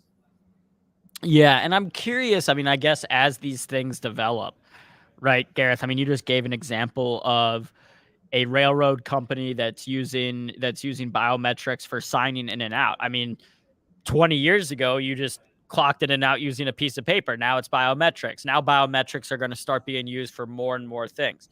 I think for a lot of people, maybe, you know, my age or younger, that a lot of people don't really, I don't think, are too worried about companies stealing their data or whatever it is, because we've grown up now with Google and with Facebook, and it's like I get everything I sign up for, Gareth, says, hey, can we use this? And I always click yeah, because it's like, what do I have to hide? I don't care. Nothing's bad ever happened to me, because I mean, as far as I can tell, as far as I'm concerned, everyone that I've given my data to has just been used to try to serve me better advertisements. That's all it is. It hasn't been used in any nefarious manner or to try to steal my personal information or figure out who I'm texting.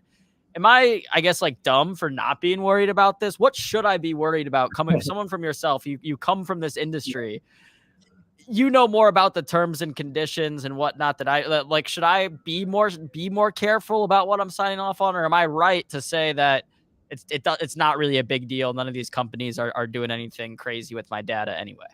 Well, let's think about a difference. You sign up for Facebook and you set a username and password. Hopefully, you don't use the same username and password for your bank account. Because if you do, and you're phished on Facebook, now I can access your bank account. But it's the same face that you would be using for your Facebook account and your bank account. So you may use your face casually for a social media account, but now I've got your biometrics and I can log into your bank account. Now you're going to care. Yeah. Okay. All right. You're selling me a little bit on this. There might be some tech difficulties. Okay. So what is Trust Stamp doing right now, Gareth, and kind of, I guess, like, what different types of companies are you guys partnering with, working with to try and solve these biometric, issues? Well, first customer was an S&P 500 bank. And our second major customer was MasterCard International. And with the bank, our technology is used for people to sign up for accounts, to access their accounts for high-value transactions, but also for fraud detection.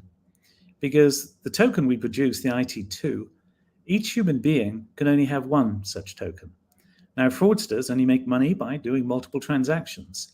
So if our technology is in play, and the fraudster tries to have two identities in a financial system, we're able to identify, we don't know who they are, but we're able to say, hey, these two IT2 are the same human being. As a result, we spot fraudsters in the system. So we started out until last year focused on a small number of very large clients. We started with that S&P 500 bank. Then with MasterCard International, we're very proud to be working with their Community Pass product, which is bringing financial and societal inclusion, aiming to bring it to literally tens of millions of people, primarily across the African continent. And there it's used to actually create a digital identity for the individuals to allow them to get aid, education, and a whole range of public services. Last year was really a pivot point for us. We'd taken an investment from FIS, which is a major provider of banking technology platforms, and they encouraged us to build a SaaS platform, which was launched at the end of last year.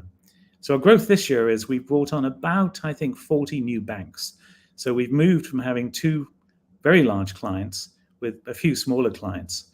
now to a SaaS product, which is super fast to implement and is being offered to a far larger range of banks. So banking and finance is our primary objective. But back in 2022, we had a pilot contract with Homeland Security, and we built out a pilot for them for a product which will be, we believe, subject to an RFI next year. And so government use is really important, because if you read the GAO and other reviews of government use of biometrics, privacy, privacy, privacy is the message. There are those who say, I'm okay with you giving your biometrics or using your biometrics to access your IRS account. Do I want the IRS to be able to use them to surveil you? Now, I'm not saying that they would do that, but politicians are concerned about it. And the beauty of the IT2 is it simply can't be used outside the purpose for which you give it. So government is saying we need privacy enhanced technologies.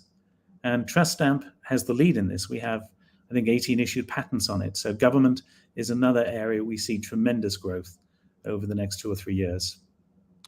Well, there you have it. I mean, Gareth, it sounds like you guys are working with some very, big companies. MasterCard, obviously huge, and doing some incredible things. We're running up on time here, Gareth. Is there anything else you would like our audience, our investors, to know about TrustStamp before I let you get on with your busy Thursday? I'm going to hit very quickly 2 generative AI uses, because there were questions about that earlier. Let's do it. The first, which is really exciting, is the biggest reason that biometrics actually fail is the capture process. So in other words, getting people actually to be able to go in the right light, hold the camera in the right way, etc. And so we've been building a generative AI model which allows us to give interactive instructions. But the spin-off of that is, for the first time, it's going to allow the blind, without support, to be able to use biometric products. In other words, it'll talk them through being able to use biometrics on their phone, including their iPhone, without anybody supporting them in that use. And that's pretty cool and exciting from our point of view. That's awesome. Well, Gareth, I got to thank you again for hopping on with us today for a Benzinga Titans AI Summit. It's been great to talk to you, to learn more about biometrics, encryption, all of this data and security and privacy stuff that, a lot of times goes over our heads when it probably shouldn't go over our heads, because it sounds like a pretty important thing and will become more and more important as we go forward. So, Gareth, thank you again. Thank you for the time. It was great to be with you. Of course. All right, guys, that was Gareth Genner, the CEO of TrustStamp. Ticker up there was on the screen, IDAI. Without further ado, we're going to keep this ticking along. We've got more and more executives, exciting thought leaders to speak to. I'm going to welcome a man in office downtown here in Detroit HQ. Michael Murray, how are we doing today? We are good, Aaron Bree. Awesome interview there. Enjoyed it. Looks like it's going really well so far. Yeah, man, I'm going to go ahead and turn it over to you. My beautiful co-host riding shotgun with me today, Mike Murray. So without further ado, I'm going to go ahead and turn it over to Mike. Let him take it away. Do it. Thank you, Aaron Bree. Excellent summit so far. Enjoying it on all angles. Really good content. We're going to keep that going nonstop for you. We're going to go ahead and bring on Andrew Brosnan. He's the principal analyst at Omdia, based in Oxford in the UK. We're going to get him on screen here. Andrew, thank you for joining us. How are you? I'm doing well, Michael. How are you? Great to have you here. We're doing great. It's been an excellent summit so far. Very excited to get your insights and your takes into the conference here with the discussions that we've already had. We obviously just had a great chat with TrustStamp, and I think we're going to be able to follow up on some of this with your discussions into the AI space, specifically AI and healthcare. Before we get into the industry discussion, let's learn a little bit more about Omdia. Can you tell us more about what you guys do and what the company is all about? So Omdia is a tech market analyst firm, and we cover the tech markets. We have a broad range of coverage. I personally sit on an AI team where we cover many aspects of artificial intelligence, from semiconductors through to the application of AI in different vertical markets. Outstanding. So let's go ahead and break into it by talking a little bit about your current position in the market and what Omdia does when it comes to the healthcare industry. Typically, as we talked about yesterday when we were preparing for the show today, healthcare, typically a very slow moving industry in terms of adopting new technologies, new standards, new practices. Can you talk a little bit, maybe expansively, about the healthcare industry as a whole and why they're so slow to adopt new practices and new things that can help them? Yes, well, I think first and foremost, the healthcare industry tends to be quite risk averse, and rightfully so, because there's patient welfare and health involved, and so they're typically cautious when it comes to adopting new technologies, and until they're validated, and because they're afraid to put patient health at risk, essentially. So typically, traditionally, the healthcare industry as a whole, obviously, there's different parts within healthcare that would adopt a technology faster, but on the whole, it tends to be more conservative in the adoption of new technologies. Understood. And obviously it's clear, with what we just talked about, that they're slow to adopt, almost any new technologies. But let's talk about the application specifically of AI in healthcare. Why does this seem like such a big opportunity? And what do you guys see healthcare doing about it right now? Well, I think that artificial intelligence has tremendous potential within the healthcare sector. There's we're seeing broad experimentation and adoption of the technology across the sector in many different areas. But I think first and foremost, there's tremendous amount of administrative burden upon healthcare professionals.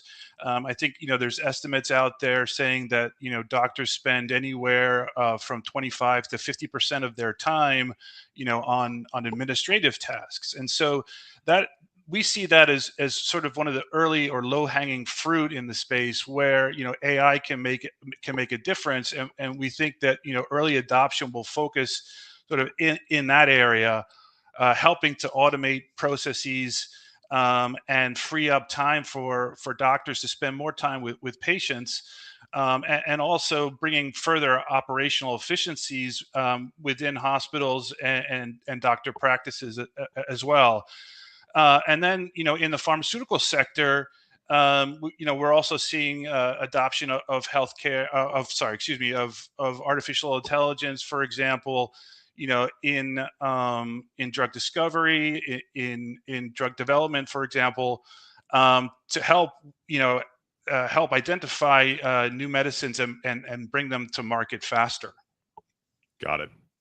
And so what are some of the ways that you guys kind of penetrate this market in healthcare, especially when it comes to the insights that you provide, right? What do the relationships look like? What does the research look like? What's your process for kind of helping the healthcare industry to sort of adopt the new technologies that we have available?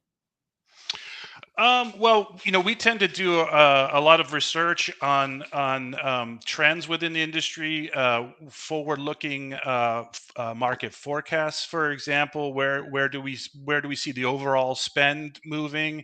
How fast is that spend increasing, for example? Also, a lot of market research around KPIs and best practices as well. So, we tend to do a lot of market research and trend analysis and forecasting. Got it. Take us through maybe the cost side of this a little bit, right? When it comes to, maybe the pricing side and the financial side of what the application of AI in healthcare could be, is this going to offer cost savings? Is it going to be more expensive for some of these companies to apply AI and things like that? What does the financial side of this revolution look like? Well, yeah, as I alluded to earlier, I think we'll see in the short term, a lot of interest and investment in providing operational efficiencies, right? So like I mentioned, there's a tremendous amount of administrative overhead, in care delivery, for example, and a lot of the emerging AI tools, such as large language models and generative AI, have their roots in natural language processing, right? And so they're well suited to automate a lot of tasks. And in healthcare, a lot of data is what we call unstructured data, right? Doctors' notes, audio files, etc. And these large language models and generative AI in particular can help to mine this tremendous amount of unstructured data that we have in the healthcare system, and to help derive insights, and also can be used to convert some of that unstructured data into structured data, right? And so also, for example, in claims processing, there's a lot of administrative tasks involved in coding of medical conditions and claims processing, and we see that as another area where AI can certainly bring about further efficiencies, and also then address the operational cost of delivering care, not just within the United States, but also obviously worldwide. Absolutely. And you mentioned something there too. Let's take a step away from just specifically the healthcare industry for just a moment. Let's talk a little bit more about generative AI, right? It's obviously one of the hottest buzzwords and topics Yep. of today's world. What is the near future for generative AI beyond healthcare, beyond just this specific discussion? But what else is going to happen with generative AI in the rest of this year in 2024? What do you see the future being like? Well, I think there's obviously we sort of entered into a very fast pace of development, and we see lots of, as you may know, lots of large tech companies competing in this space, right? And so I think we're going to see GPT-5, ChatGPT-5 is earmarked to come out in 2024 rather, sorry. And so I think we're sort of at a crossroads, if you will. I think there's a lot of discussion about whether we'll continue to see large models, in very large in parameter size, but then we're also seeing the evolution of smaller models, which are better designed for specific tasks. So I really see future generative AI sort of going in two different paths here, towards the very, very large models that generalize well, to smaller models that can be fine-tuned on single GPUs, for example. So really bringing down the cost and operation of some of these generative models. 100%. Let's maybe talk about for a second too some of the, not necessarily risks, but some of the aversions that some people might have to the approach and the idea of AI in the first place, right? I feel that there's a big discussion right now in the industry about the uses and the applications of AI that so much of, especially the younger generation, is very, very excited about. And some of the more traditional generations might be concerned about AI in industries like healthcare, where so typically the prevailing idea has been it's a human based industry, right? It's a human thing to have a doctor doing your data and doing things like that. What are some of the aversions that you think the general public or older generations may not realize that AI is really going to be able to solve and fix? Well, yeah, I think the application of AI in healthcare holds tremendous potential to further personalized medicine. For example, has a tremendous potential to analyze large amounts of data, and like I mentioned before, unstructured data, and pull out insights within that large corpus of unstructured data. And also the ability to combine different types of data together. So, for example, your text-based data in electronic medical records with medical imaging, for example.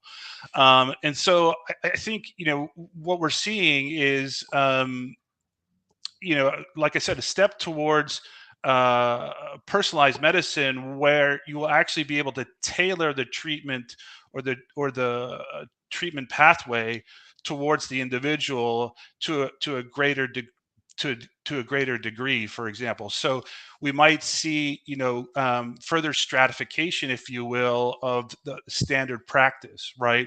So, for example, the standard practice might be three doses or three treatments of a particular therapeutic, where in actuality we find, looking at large patient populations, that patients of this particular type really only require two, let's say, for example. So, I think it will be a data-driven approach towards the application of care. That makes a lot of sense. Is one area where I think we'll start seeing impact in that space as well. But I think also for example in radiology, artificial intelligence can look at the entire scan at once rather than one particular area, right? And so we're seeing automation or triage of CT scans or MRI scans with artificial intelligence, and then flagging those that then might require further review by a radiologist, right? So there's also other applications here where we can see artificial intelligence helping to triage patients and help with risk stratification of patients. Absolutely. So that brings up another interesting question for me, right? When you look at, especially here in the United States, right, healthcare is a very, very common problem for so many people here. The healthcare system is oftentimes taxed with the number of people that have issues and illnesses and need to be treated. And of course, the costs in the healthcare system here in the US are absolutely absurd too. When you look at the cost of prescription drugs and you look at the cost of treatments, when you look at the AI application for healthcare, is there going to be, we talked about the simplification of certain tasks, and we talked about the costs and the savings that may be in operations. So when you look at, the opportunity for maybe more people to be able to be treated by reducing the time necessary for some of these manual tasks, do you think that's going to be an advantage too? Is more people being able to be treated with AI?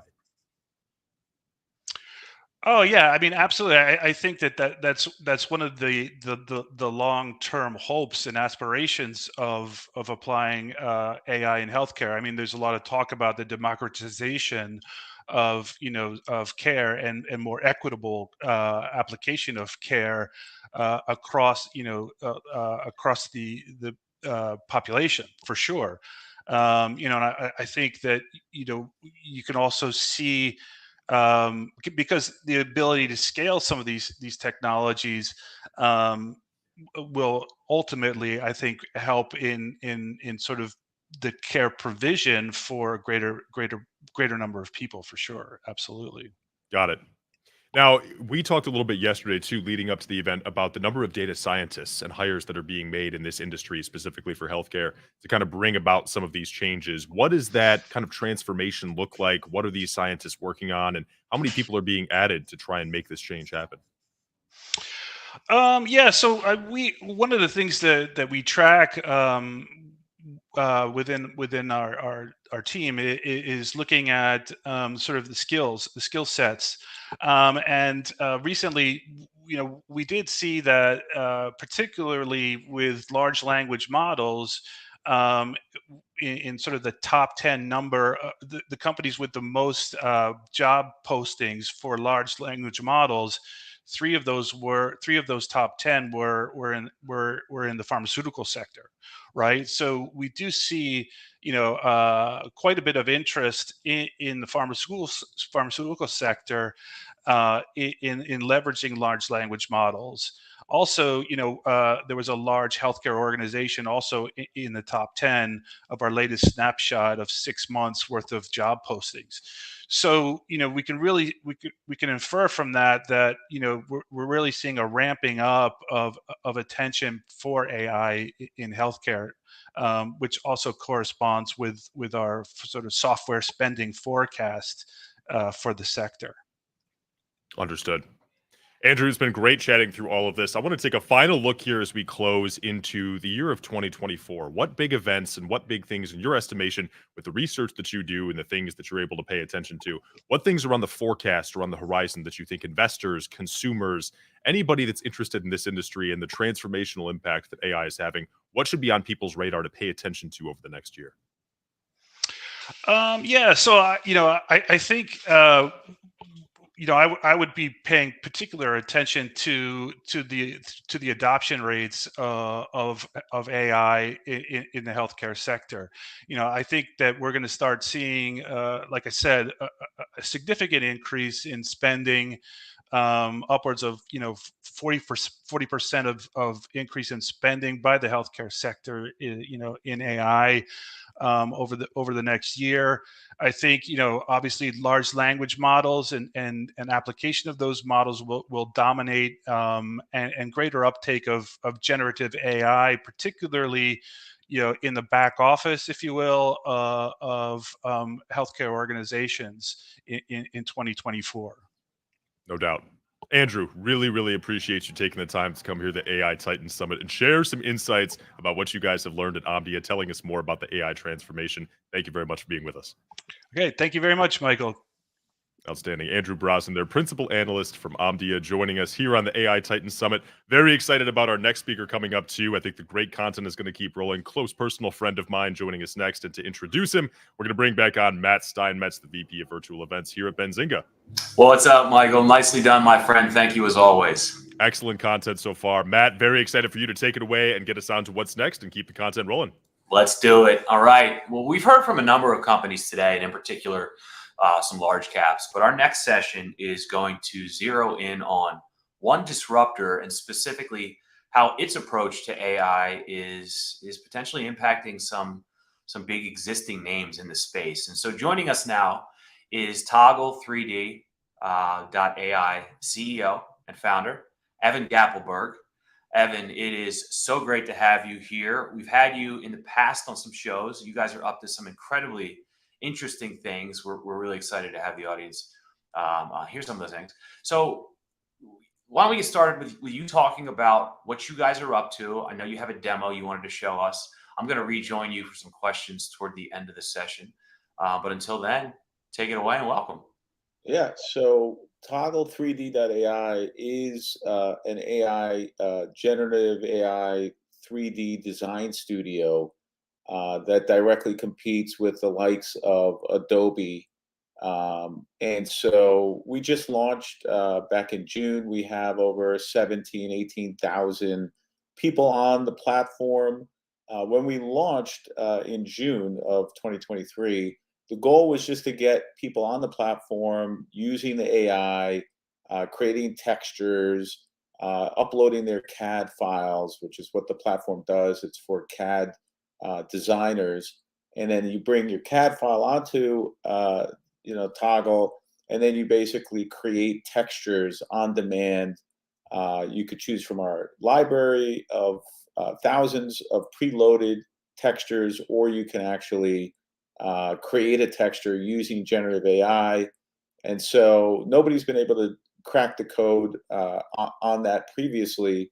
And so we see lots and lots of use cases, lots and lots of users on the platform. And now we're focused on monetizing that user base. And that's really the news of today. We announced that we just launched a new upscaling capability where we have the ability now to do 4K texturing. Up until now, it's been really 2K texturing, 1 and 2K. So this is a massive, massive opportunity. The CAD industry, if you look at digital twins, it's about $11 billion market. If you look at architecture, everything's done with CAD files. That's a $360 billion market. And again, we convert CAD files into lightweight 3D models, and then we allow you to texture it all on a web-based platform.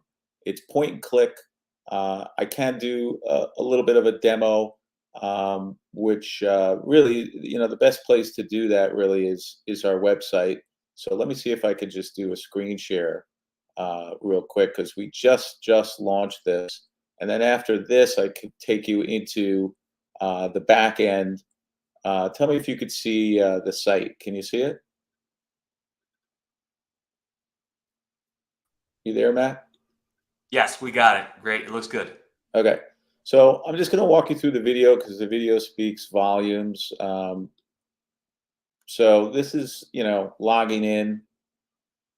There's a project. You got a sneaker on screen that you brought in. Again, a CAD file. Think of Nike. Here's a chair. You see how the back, the back and the seat is changing colors. That's all point and click. here's a scooter. You're kind of getting an idea of the broad gamut of products that this platform works for. Everything that's ever been manufactured, everything that's being manufactured today, and everything that's going to be manufactured into the future all uses CAD. So there's a massive, massive, massive amount of CAD files out there. The problem with CAD files are they're super heavyweight and you can't texture them easily, meaning you need like 6 months of training and some really heavyweight software to be able to put the color and the texture on the CAD file. Toggle does that effortlessly, and I'll get into a demo in a minute. So if you think about sales and marketing material, you can have a deeper product understanding where you could impress your customers, take your CAD file, bring it onto Toggle, and then now it's a 3D model, and you could literally custom design it while you're talking to your customer. So there's the opportunity for collaboration, for B2B sales and marketing, and then of course it has the augmented reality piece, so that whatever you see on screen, you could then scan a QR code and put it in your room as a 3D model. So it's a very, very robust platform. If you look at some of the AI features, this is generative AI. This is what everybody's crowing about. These blocks that you see on screen that are changing the textures, it's literally AI that's doing this. This isn't like a human. This is machine learning that's creating these materials on demand. And these are, again, 4K materials that you can apply to anything, to sneakers, to couches, to chairs. If you look at the text box, you see shiny blue marble. That's as easy as it gets. You're literally typing in the kind of texture you want, and like magic, the AI creates it. It's just like ChatGPT, only for designers. And here's the same thing using an image. So this is text to texture. This is an image to texture. So you literally have a swatch of an image, of the texture you want. In this case, it's wood. And the AI all of a sudden does its magic and, will cover, let's say, a blank table with wood, or a chair with wood. And again, this is the text. So it's the possibilities are endless. We see massive, massive interest in this platform. We have some big brands using the platform, including Pfizer, including Samsonite, including other major brands as well. So lots of interest in this, and we're super excited. I'm going to stop presenting for a minute and move to the back end, because so that's the website. I also want to show you, I'm not the pro, but like this is super easy technology. Can you see my screen? Yep, we got it. Okay, so this is my back end. So I log in, it says welcome to Toggle, Evan. Projects. Right, so basically I'm going to start a new project. I'm going to texture. It's either generate material or texture a 3D model. So I'm going to start a new project. I'm going to go into the sample assets because, I actually don't have a CAD file. So I'm literally just going to test out the platform. So these glasses, imagine it's a Ray-Ban pair of glasses, and I'm a Ray-Ban designer. And I'm trying to design a new pair of glasses. And I don't know exactly what I want it to look like. I just know I want it to be cool. So this is my CAD file that I've imported. And over here, you could see as I scroll on these pieces, all of a sudden they light up in purple. And that allows me to then go in. So let's say I'm looking at this piece of the glasses. I then would go into my texture library. So I just opened it up. So what material do I want this to be in? Well, asphalt, probably not. Brick, concrete, fabric, probably not. Glass, gravel, ground, leather, marble, metal. You know what? Let me make it in metal. All right, so here's my metal options. What color do I want? I'm thinking super bright. Boom, there it is. It literally, I pointed and clicked on the color, and it just, all of a sudden now, you could see this piece has that metal. It's magical, the way it just literally wraps around. And now I have to design, I'm going to design the front of the glasses, so the frame, basically. Don't want it in metal. I think I'm going to choose something really exotic. Let me just see. Maybe I'll do it in, well, I'm still in metal, actually. So let me go to the library. I'm going to start. Okay, so concrete, fabric, asphalt, maybe marble. So I'm just going to do it in marble. And you know what? Let's do a white marble, because that sounds pretty cool. And like magic, it's now a white marble frame with gold. I mean, that is as easy as it gets. If I want to do the glass, I could do it in glass, but that's too traditional. So let me go back to my library just to put a finer point on how this works. So I'm going to pick a fabric. So obviously I'm not going to be able to see through it, but I just want to show how it's going to look. So I just clicked on the fabric, and there you go. Those are the coolest glasses, custom made by me, real time. And obviously you could then share it. So, you know, now I have it. So guess what? I want to send it to, you know, my friend. I want to send it to my boss. And so enable access and copy link and share. And then the next thing that happens is I send it in an email or text or whatever. And I can share this. So the person would receive an email or text, and they would be in this same screen that we're in right now. And they'd be able to see exactly my design. And at some point, they'll be able to leave sticky notes and make comments. And that is the magic of Toggle, that it's just that easy to create a 3D model and design. You don't need to be a graphic designer. You don't need to be an expert in CAD. You literally can just point and click and let Toggle 3D do all the heavy lifting for you. So, you know, that's pretty much the demo. There's lots and lots of more, you know, more components to the platform, but I think from my perspective, this is the most exciting main event. Really cool, Evan. I mean, such a cool tool, and it looked easy. It looked like even I can do it. I want to get a pair of those custom shades, so I'm going to hit you up after the event. But seriously, very, very cool, powerful platform. I want to put a bow on this, just with a couple of final questions for you here. You know, this audience is retail investors, right? And they're all trying to sort through a very complicated, noisy AI landscape to make informed investment decisions.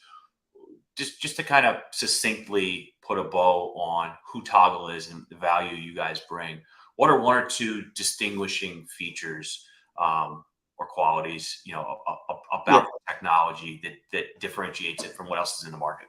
Yeah. So number one, it's a SaaS platform. So we charge a monthly subscription.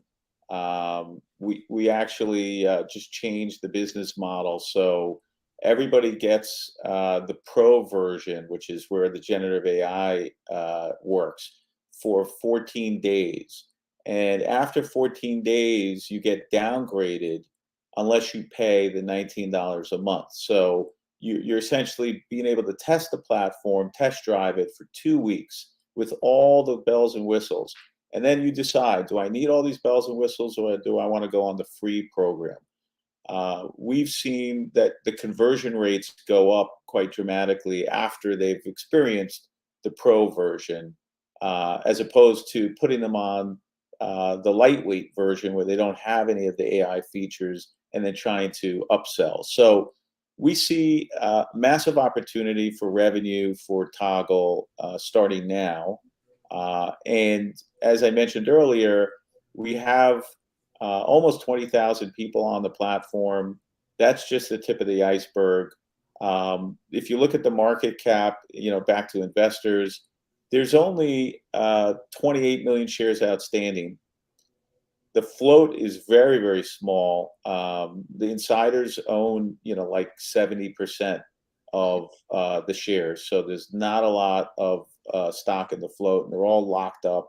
We only went public in June at 25 cents Canadian. So this truly is a ground floor opportunity for investors to get in on the next generative AI platform to compete with Adobe, to compete with AutoCAD. Those are the legacy, platforms that are out there that have 100 billion plus valuations. Our market cap today is ridiculously low. It's something like $10 million, which is like VC, VC. And so that's the opportunity, is that, the opportunity to make 10x your money in Adobe has probably passed you by. So the opportunity to make 10x your money in Toggle, though, is definitely still ahead of you. And so from my perspective, the risk reward now is tilted heavily in investors' favor. I've been in the capital markets for 25 years. And when you have a little startup with a $10 million market cap that's closely held with a small float, and it's in the right business, meaning everyone knows AI is the explosive technology of the next decade. Everybody knows 3D modeling is here to stay, and everything's going 3D. Everybody knows CAD files are whatever, so when you combine all of that together, in my view, this is one of those very, very rare opportunities to take advantage of a bear market in small caps, which is what we're in right now, and start accumulating shares in Toggle. Okay.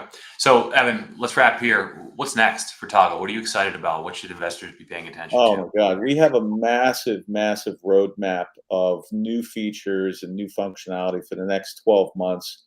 We raised 2.1 million in June. We have about a 18-month runway right now without generating any revenue.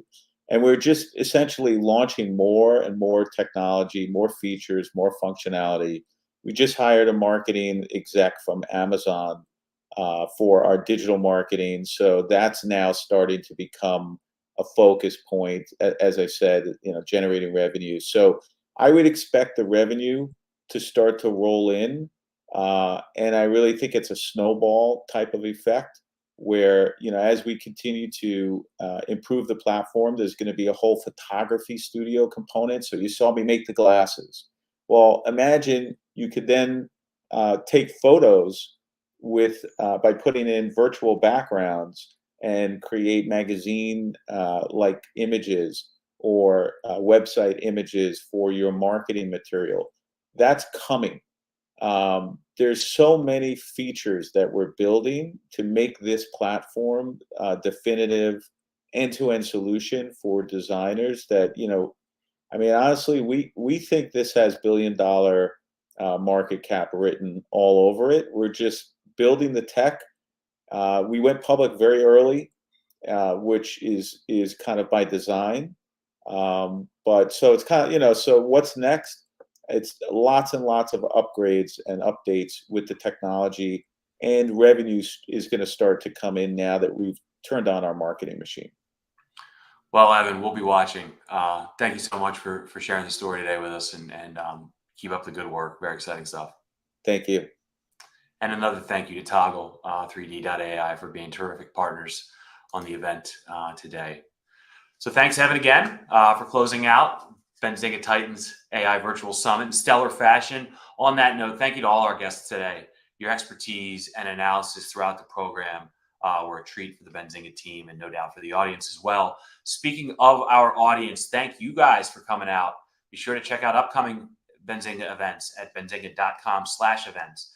And finally, one last shout out to our terrific partners and sponsors who made today's event possible. They are Perfect Corp, Toggle3D.ai, and Trust Stamp. It was a pleasure working with each of you and all of our speakers. And one final thank you, of course, to our technology partners at Daily Hunt. All right, folks, that is a wrap. This has been a blast. Hope you enjoyed it as much as we did from the entire team here at Benzinga. Thanks for joining us. We hope to see you at another event real soon. Until then, be well.